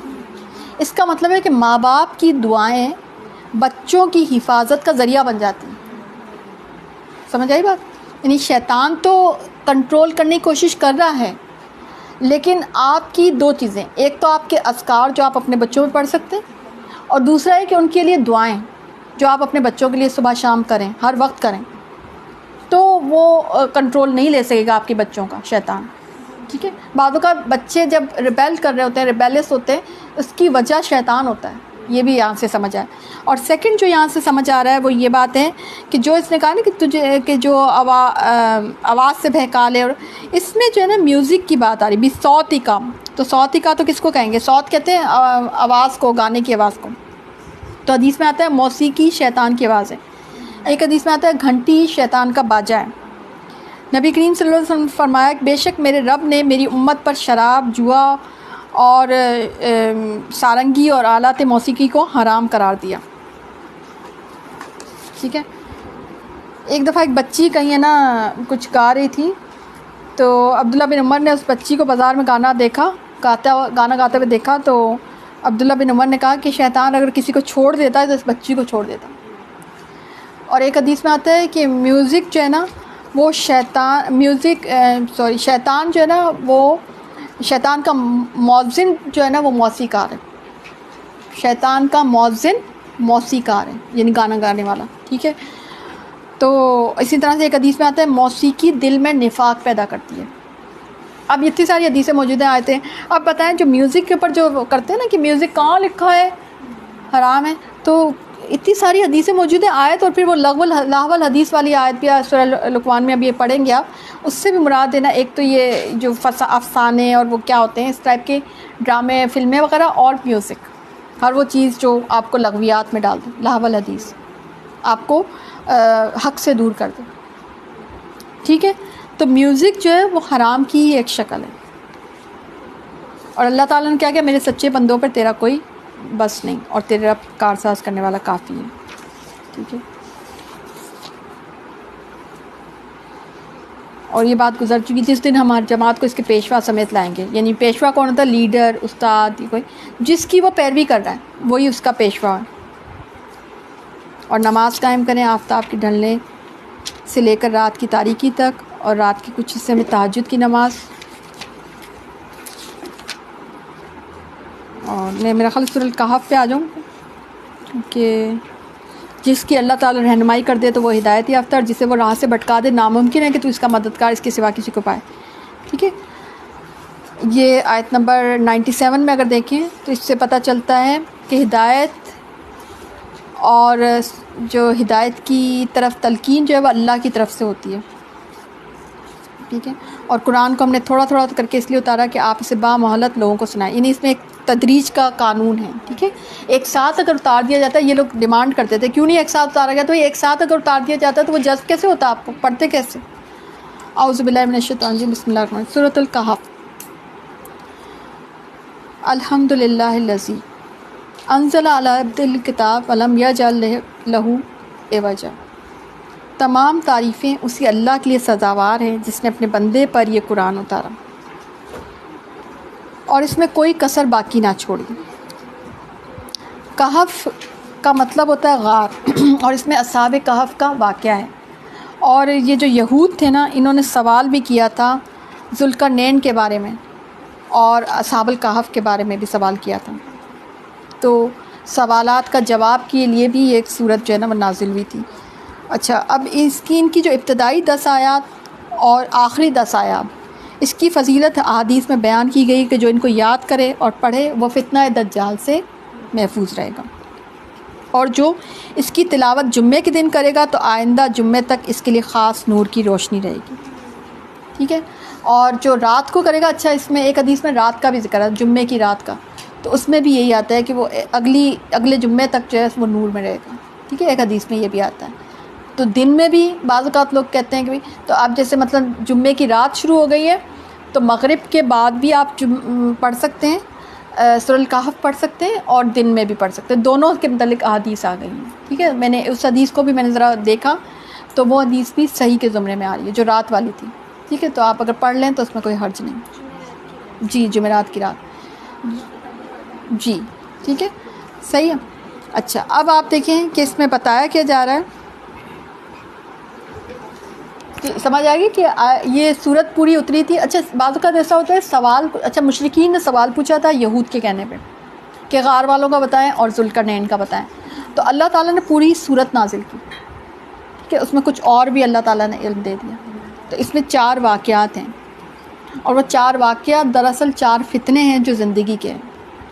پہلا واقعہ اصحاب الکہف کا ہے، دوسرا واقعہ باغ والوں کا ہے، اور جو تیسرا واقعہ ہے وہ موسیٰ اور خضر کا ہے علیہ السلام، اور چوتھا جو واقعہ ہے وہ ذوالقرنین کا واقعہ ہے. بڑی امپورٹنٹ. آپ کو یاد ہوگا ایک دفعہ میں نے اس پہ پورے 10 دن، شاید جب کووڈ تھا تو اس پہ میں نے کیا تھا، اس پہ بہت سارے سیشنز کہے تھے، اور اس میں بہت کچھ ہے سیکھنے کو اور سمجھنے کو. ٹھیک ہے. تو اب یہاں سے اللہ تعالیٰ شروع کرتے ہیں کہ تمام تعریفیں جتنی ہم آپ کے ٹائم تک پڑھ سکیں گے نا اس کو پڑھ لیں گے، باقی ہم پھر ہے نا، کیونکہ اب آپ کا 15 ویسے تو اینڈنگ پہ ہی جا رہا ہے آپ کا. ٹھیک ہے. کیونکہ میں آرام سے سکون سے پڑھا دوں گی آپ کو. صحیح. سورۃ الکہف بڑی امپورٹنٹ صورتوں میں سے ہے. اعوذ باللہ من الشیطان الرجیم، بسم اللہ الرحمن الرحیم. تمام تعریفیں اسی اللہ کے لیے سزاوار ہے جس نے اپنے بندے پر یہ قرآن اتارا، اور اس میں کوئی کسر، عوج کہتے ہیں نہ سمجھ آنے والی چیز، حق سے کوئی ہٹی ہوئی چیز، اس میں کوئی کسر نہیں، اس میں کوئی نہ سمجھ آنے والی چیز نہیں، اس میں کوئی ظلم کی بات نہیں. ٹھیک ہے. اس میں ساری بات حق پر مبنی ہے. ٹھیک ہے. قرآن میں، اور بلکہ اسے ہر طرح سے ٹھیک ٹھاک رکھا تاکہ اپنے پاس کی سخت سزا سے ہوشیار کر دے، اور ایمان لانے اور نیک عمل کرنے والوں کو خوشخبریاں سنا دیں. ٹھیک ہے. یعنی یہ کتاب جو ہے یہ بالکل سیدھی قیم کتاب ہے، اس میں کوئی کجی نہیں، کوئی ٹیڑھ نہیں، اور اس سے آپ کی دنیاوی اور دینوی دونوں حفاظت جو ہے نا ہوتی ہے. اور اس میں جو ہے سنا دی گئی ہے کہ ایمان لانے والے اور نیک عمل کرنے والے کو خوشخبریاں بھی ہیں اس کتاب میں. ٹھیک ہے، اس کتاب میں آپ دیکھیں کہ اس میں بیلنس نظر آئے گا کہ جو نیک عمل کرتا ہے، جو ایمان لاتا ہے، تو اس کے لیے جنت کی خوشخبریاں ہیں، اس کے لیے اللہ کی رضامندی کی خوشخبریاں ہیں، اور جو نہیں کرتا تو اس کے لیے دوزخ کی بری خبر ہے. اور وہ جنت کیسی ہے؟ وہ انتہائی بہترین، لہم اجرن حسنا ما کسی نہ فی ابداً، وہ اس میں ہمیشہ ہمیشہ رہیں گے، ابداً ہمیشہ رہیں گے. وَيُنذِرُ الَّذِينَ قَالُوا اتَّخَذَ اللَّهُ وَلَدًا، اور ان لوگوں کو بھی ڈرا دے جو لوگ کہتے ہیں کہ اللہ تعالیٰ نعوذ باللہ اولاد رکھتا ہے. آپ پیچھے پڑھ چکے ہیں کہ یہ لوگ کیونکہ ان کے ہاں جو تصور تھا نا نعوذ باللہ معبود کا، تو ان کے اپنے وہ ہوتی تھی ایسی چیزیں، ان کے بت. آپ کو پتہ ہے نا، آپ آج بھی آپ دیکھ لیں ہندو کلچر میں بت ایک نہیں ہوتا، بہت سارے ہوتے ہیں، پھر ان کے بچے بچے بھی ہوتے ہیں. جی جی. تو نا یہ جو نا ان کو اس لیے ان کو یہ بات عجیب لگی کہ مطلب معبود ہے تو وہ اور کوئی نہیں ہے اس کے ساتھ، لیکن اللہ تعالیٰ بتا رہے ہیں کہ وہ ایک واحد ہے اللہ تعالیٰ. اور معبود جو ہے وہ ایک قہار اور واحد ہے. اور آپ دیکھیں کہ اولاد تو انسان کی کمزوری کی بھی علامت ہے. انسان سہارے کے لیے بھی چاہیے ہوتے ہیں اس کو اولاد، بعض اوقات بیوٹی کے لیے بھی. اللہ تعالیٰ نے اولاد کے سارے مقاصد قرآن میں بیان کر دیا. اللہ کو ان مقاصد میں سے کسی کی بھی ضرورت نہیں. کیا کہا اللہ تعالیٰ نے؟ بیٹے تمہارے زینت ہے، بیٹیاں تمہارے لیے رحمت کی باعث ہیں، تمہارے لیے جو ہے بہت کیئرنگ ہوتی ہے، حدیث میں جیسے آتی ہیں بہت اہمیت والی اور کیئرنگ ہوتی ہے. میں نے میرا خیال کل یا پرسوں کب پڑھائی میں نے، ٹھیک ہے نا. تو بیٹیوں کا اپنا ایک، اور بیٹیاں اللہ تعالیٰ نے منع کر دیا کہ تمہارا چہرہ سیاہ نہیں ہونا چاہیے. یہ کیا بات ہوئی کہ جب بیٹی کی خبر دی جاتی ہے تو چہرہ تمہارا سیاہ ہو جاتا ہے. ٹھیک ہے. تو بیٹا ہو یا بیٹی ہو، اولاد جو ہے وہ دنیا کی زینت ہے. والباقیات الصالحات، باقی رہنے والی تو نیک ہیں، نیک چیزیں، مطلب نیک آپ کے اعمال ہیں. اچھا، تو اولاد کی ضرورت انسان کو پڑتی ہے، اور تو کسی کو معبود کو تھوڑی ہوتی ہے. ما لہم بہ من علم، یعنی یہ جو یہ دعویٰ کرتے ہیں نا نعوذ باللہ، اس دعوے کا اس کا کوئی علم نہیں ہے ان کو. یعنی آپ کو ایک اور بات یہاں سے سمجھ آتی ہے کہ ہمارا جو دین ہے نا، اس میں بات دلیل سے ہوتی ہے اور علم سے ہوتی ہے. ٹھیک ہے نا. کہ یہ جو دعویٰ کریں ان کے پاس علم کوئی نہیں ہے. یعنی کہ اگر آپ کوئی بات کر رہے ہیں یا دعویٰ کر رہے ہیں کسی بھی چیز کا، تو آپ کے پاس علم ہونا چاہیے. تو اللہ تعالیٰ جب توحید کا دعویٰ کرتا ہے، یا انبیاء کرام جب توحید کی نالج ہمیں دیتے ہیں، تو وہ اس کو دلیل سے پروف بھی کر دیتے ہیں. تو اللہ تعالیٰ کہہ رہے ہیں یہ جو دعویٰ کر رہے ہیں نا، ان کے پاس تو ان کا کوئی پروف نہیں ہے. ٹھیک ہے. تو نہ ان کے باپ دادوں کو کوئی اس کا پروف ہے. یہ تہمت بہت بڑی ہے جو ان کے منہوں سے نکل رہی ہے، وہ نرا جھوٹ پک رہے ہیں. ٹھیک ہے. تخرج من افواہہم، وہ نکلتی کبرت کلمات، بہت بڑا کلمہ ہے جو ان کے منہ سے نکلا چلا جا رہا ہے. یعنی انسان کو اپنی زبان اور اپنے منہ کے کلمات کی حفاظت کرنی چاہیے کہ ہمارے منہ سے کوئی کبر کا کلمہ نہ نکلے، کوئی شرک کا کلمہ نہ نکلے، کوئی کفر کا کلمہ نہ نکلے. اکثر و بیشتر ایک حدیث میں آتا ہے گالی دینا کفر ہے، اور یہ بہت بڑی حدیث ہے. ہمارے یہاں تو عام رائج ہے یہ ایسی چیزیں، ہم تو اس بات کو اہمیت ہی نہیں دیتے. تو گالی دینا کفر ہے. اسی طرح سے کسی پہ بہتان لگانا آپ کو پتہ ہے گناہ کبیرہ ہے، اور ہمارے یہاں یہ عام کلچر ہے. اور یہ وہ ہے جو کہ جس کو ہم کہہ سکتے ہیں کہ بڑے کلمات. ٹھیک ہے. تو اللہ تعالیٰ نے اس کو بھی بہت بڑی تہمت کی ہے. یہ صرف اور صرف جھوٹ بول رہے ہیں. فَلَعَلَّكَ بَاخِعٌ نَفْسَكَ عَلَىٰ آثَارِهِمْ، آپ صلی اللہ علیہ وسلم کو کہا جا رہا ہے کہ بس اگر یہ لوگ اس بات پر ایمان نہ لائے کہ بِهَذَا الْحَدِيثِ أَسَفًا، تو کیا آپ رنج میں آپ نا اپنے نفس کو جو ہے ان کے پیچھے جو ہے، یعنی باخعن کا مطلب ہوتا ہے ہرس کے اس میں آتا ہے باخا عین، کہ آپ ان کے پیچھے جیسے نہیں، یعنی میں وہ لفظ استعمال نہیں کرنا چاہ رہی، یعنی آپ کیا اس کے پیچھے بہت زیادہ پریشان کیوں ہیں. چلے میں اس طرح سے سوبر سا لفظ استعمال کروں کہ آپ کیا پریشان ہوئے پھرتے ہیں ان کے پیچھے کہ اگر یہ ہدایت کی طرف نہیں آ رہی. ٹھیک ہے. کیا آپ اپنی جان کو ہلاک کر دیں گے اگر یہ ایمان نہیں لائیں گے؟ اب اس سے پتہ چلتا ہے کہ نبی کریم صلی اللہ علیہ وسلم کے اندر تڑپ کتنی زیادہ تھی کہ لوگ ہدایت کی طرف آ جائیں. نبی تھے نا، اور لوگوں کی ہدایت کے لیے پریشان تھے. تو ہے نا جو نبی کو ماننے والے ہیں نا جیسے ہم، تو ہمارے اندر بھی یہ تڑپ ہونی چاہیے کہ جب ہم دیکھیں کہ لوگ اپنی آخرت کو تباہ کرنے کے در پہ ہیں تو ہم ان کے لیے دعا کریں، ہم ان کے لیے کوشش کریں، ہم ان کو پکڑ پکڑ کے کوشش کریں کہ لے کے آئیں، صراط مستقیم پہ ڈالنے کی کوشش کریں. ٹھیک ہے. ایک ایمان والا، ایک مبلغ جو ہوتا ہے نا وہ اس طرف آتا ہے، وہ اس کے اندر یہ ارج ہوتی ہے، وہ صرف اپنی عبادت کا عابد نہیں ہوتا ہے بلکہ وہ لوگوں کے بیہیویئر کو بھی نوٹس کر رہا ہوتا ہے، لوگوں کی ہدایت کا بھی طالب ہوتا ہے، لوگوں کی ہدایت کو بھی تڑپ رکھنے والا انسان ہوتا ہے. ٹھیک ہے. یعنی ایک امتی جو ہوتا ہے نا وہ صرف اپنی عبادت کی، اور اس سے واقعی حقیقت بات ہے کہ ایک امتی جو ہم امتی ہیں، ہم امتیوں سے صرف اپنی عبادت کا سوال نہیں ہونے والا بلکہ ہم سے لوگوں کی جو ہے نا یہ ہدایت کا بھی سوال ہونے والا ہے، لوگوں کے علم کا، ہماری تبلیغ کا بھی سوال ہونے والا ہے کہ آپ نے کتنی تڑپ دکھائی. آپ کے نبی کریم صلی اللہ علیہ وسلم تو ان کے بارے میں تو آپ دیکھیں قرآن کتنا خوبصورت الفاظ اور اللہ تعالیٰ یہ تبصرہ کر رہے ہیں. تو پھر تو کیا تڑپ کا لیول ہوگا پیارے نبی صلی اللہ علیہ وسلم کا کہ ان کو کہا جا رہا ہے، کیا کہہ رہے ہیں اللہ تعالیٰ کہ آپ نہ جان ہلکان کریں. یعنی وہ اتنی جان ہلکان کر چکے تھے آلریڈی، باقی ان کا یوں سمجھ دے کہ آپ کیا جان ہی ہلکان کر دیں گے آپ اپنی، کہ نہ جان ہلکان کریں ان کے پیچھے. اگر یہ نہیں آتے ہدایت کی طرف، ہم اپنے آپ کو اس پیمانے میں کہیں کھڑا کر کے دیکھیں کہ کیا ہم بھی لوگوں کو جب دیکھتے ہیں کہ وہ ہدایت کی طرف نہیں ہے تو کیا ہم تھوڑی بہت بھی کوئی جان ہلکان کرتے ہیں، یا ہمارے اندر کچھ ہوتا ہے کہ ہم ان کے لیے کچھ کریں.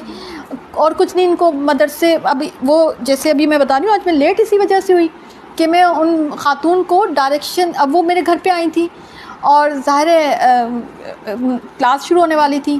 میرے پاس ایک آپشن تو یہ تھا کہ نا ان کو کھڑے کھڑے میں ان کو بتا دیتی، لیکن میں نے ان کو باقاعدہ بیٹھ کے ڈائریکشن دی، باقاعدہ بیٹھ کے ان کو کنونس کر لیا سب کچھ کر کے. تو یہ زیادہ یہ امپورٹنٹ کام ہے نا. ٹھیک ہے نا. تو ہم ایک ایک بندہ ہمارے لیے امپورٹنٹ ہونا چاہیے، ایک ایک بندے کو ہم دین کی طرف لے کے آئیں. اب وہ کوئی ہمارا گھر کا فرد ہو سکتا ہے، کوئی گلی کا. مجھے یاد ہے جب میں پڑھ رہی تھی تو میں نا، آپ یقین کریں ہماری اسٹڈیز بہت سخت ہوتی تھی، بہت سخت. ہمارا تو بہت مشکل تھا جو ہمارا کورس تھا.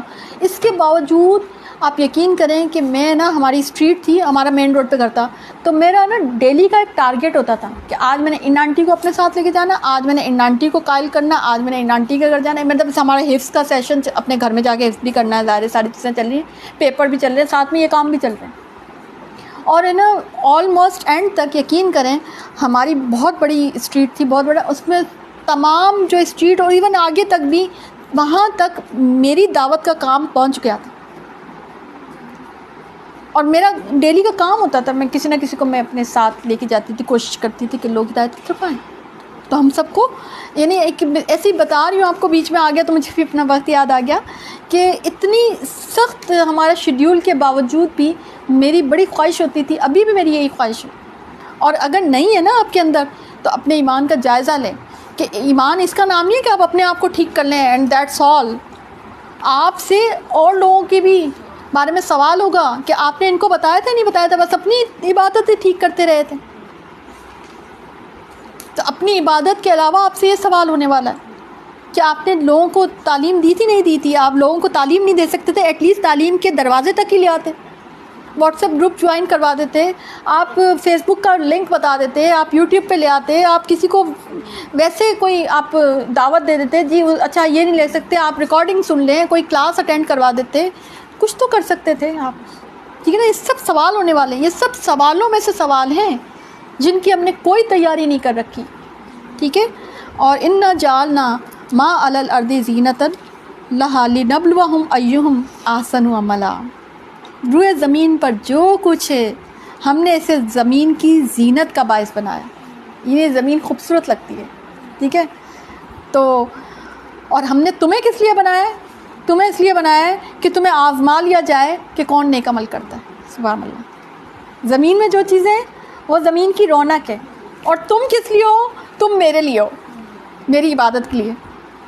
تم اس زمین کی رونق کا حصہ بننے کے لیے نہیں ہو، تم اس زمین میں گم ہونے کے لیے نہیں ہو. بڑا خوبصورت انداز ہے. سبحان اللہ، انا جعلنا ما علی الارض زینۃ لها لنبلوہم ایہم احسن عملا، یعنی زینت تو رہے گی دنیا میں، زینت رہے گی، خوبصورتی، دنیا کی خوبصورتی اچھی بھی لگے گی، آپ اس کو ایڈمائر بھی کر سکتے ہو، سبحان اللہ بھی کہہ سکتے ہو، لیکن تم اس میں گم نہیں ہوگے، ٹھیک ہے؟ گم تم نے اپنی عبادت میں ہونا ہے، تم نے اپنے اللہ کا بن کے دکھانا ہے، سبحان اللہ، زینت کا حصہ نہیں بننا، دنیا کا حصہ، زینت کا حصہ نہیں بننا، یعنی دنیا کا حصہ نہیں بننا۔ ہم کیا کرتے ہیں؟ ہم اس زینت کا حصہ بننے کی کوشش کرتے ہیں، اس کا نتیجہ کیا ہوتا ہے؟ نہ ہم ادھر کا رہتے ہیں نہ ادھر کا، کیونکہ زینت تو ہمیں نہیں قبول کرے گی، دنیا کی زینت تو ختم ہونے کے لیے، وہ ہمیں قبول، دنیا داری تو ہمیں قبول نہیں کرتی، ٹھیک ہے نا؟ آپ دیکھیں جتنے بھی لوگ، میں آپ کو 100% کہہ سکتی ہوں، جتنے لوگ دنیا کا حصہ بننے کی کوشش کرتے ہیں نا، فائنلی آخر میں خوار ہوتے ہیں، اور جو لوگ اللہ کے راستے پر چلتے ہیں نا، وہ جو ہے نا خوش نصیب ہوتے ہیں اور وہ کامیاب ہوتے ہیں۔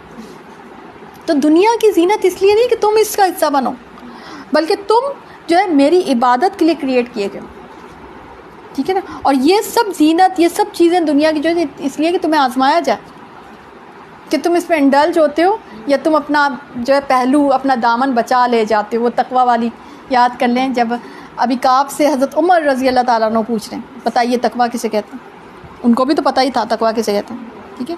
آپس میں ایک دوسرے ڈسکس کرتے تھے، اس سے کیا ہوتا تھا؟ اور علم نکھر کے سامنے آتا تھا، علم کی ڈسکشنز ہوتی تھی صحابہ کرام کے درمیان، یہ آپ کئی جگہ پہ نظر آئے گا۔ تو ابی بن کعب نے کہا کہ جب ہے نا آپ کسی ایسی جگہ سے گزرتے ہیں جہاں پہ بخاردار کانٹے ہوں، جھاڑیاں ہوں، تو وہاں پہ آپ کیسے گزرتے ہیں؟ تو کہا کہ دامن بچا کے، دامن سمیٹ کے گزرتے ہیں۔ بولے بس اسی کا نام تقوی ہے، اور اسی تقوی کا نام زندگی ہے، اسی کا نام آزمائش ہے۔ اس آزمائش میں، یہ آزمائش تو رہے گی، یہ کانٹے جو ہے آپ کی آزمائش ہے، یہ دنیا ہے، یہ دنیا کی زینت ہے، جو کانٹے ہیں نا وہ دنیا کی زینت ہے، آپ نے اس کا حصہ نہیں بننا، آپ نے اپنا دامن بچا کے نکل جانا۔ اور وَإِنَّ لَجَاعِلُونَ مَا عَلَيْهَا صَعِيدًا جُرُزًا، اس پر جو کچھ ہے، اس زمین پہ جو کچھ ہے، ہم اسے ایک ہموار صاف میدان بنا دیں گے، سبحان اللہ۔ اور آپ کو قیامت کے سارے مراحل آپ کو بیان کر دیے گئے ہیں، اللہ تعالیٰ نے قرآن میں بتایا کہ وہ سب جو ہے نا فنا ہونے والی چیز ہے، سب کچھ فنا ہو جائے گا۔ پہاڑ کا ایک ایک چیز کا بتا دیا، پہاڑ روئی کی دھنکی ہوئی اون کی طرح ہو جائیں گے، اور ہر چیز جو ہے نا، اگر اونٹنی ہوگی تو وہ اپنے حمل جائے، جب قیامت کی ہولناکیاں آئیں گی، ہر چیز ریزہ ریزہ ہو جائے گی، اور تم میرے مقابل آ کے کھڑے ہو جاؤ گے، اللہ تعالیٰ کہے گا آ گئے نا تم اکیلے اکیلے۔ تو دنیا میں تو جو کچھ ہے وہ ہموار صاف میدان ہو جائے گا۔ ام حسبت ان اصحاب الکہف والرقیم کانوا من آیاتنا عجبا، کیا تو اپنے خیال میں غار اور کتبے والوں کو ہماری نشانیوں میں سے کچھ ایک عجیب نشانی سمجھ رہا ہے؟ میرا خیال ہے یہاں تک میں اینڈ کر دوں، یہ کل پڑھ لیں، وہ اس لیے کہ 10 o'clock ہو گئے آپ کے، ٹھیک ہے نا؟ تو وہ جلدی میں پڑھا ہے، اور تھوڑا سا یہ ہو جائے گا انشاءاللہ۔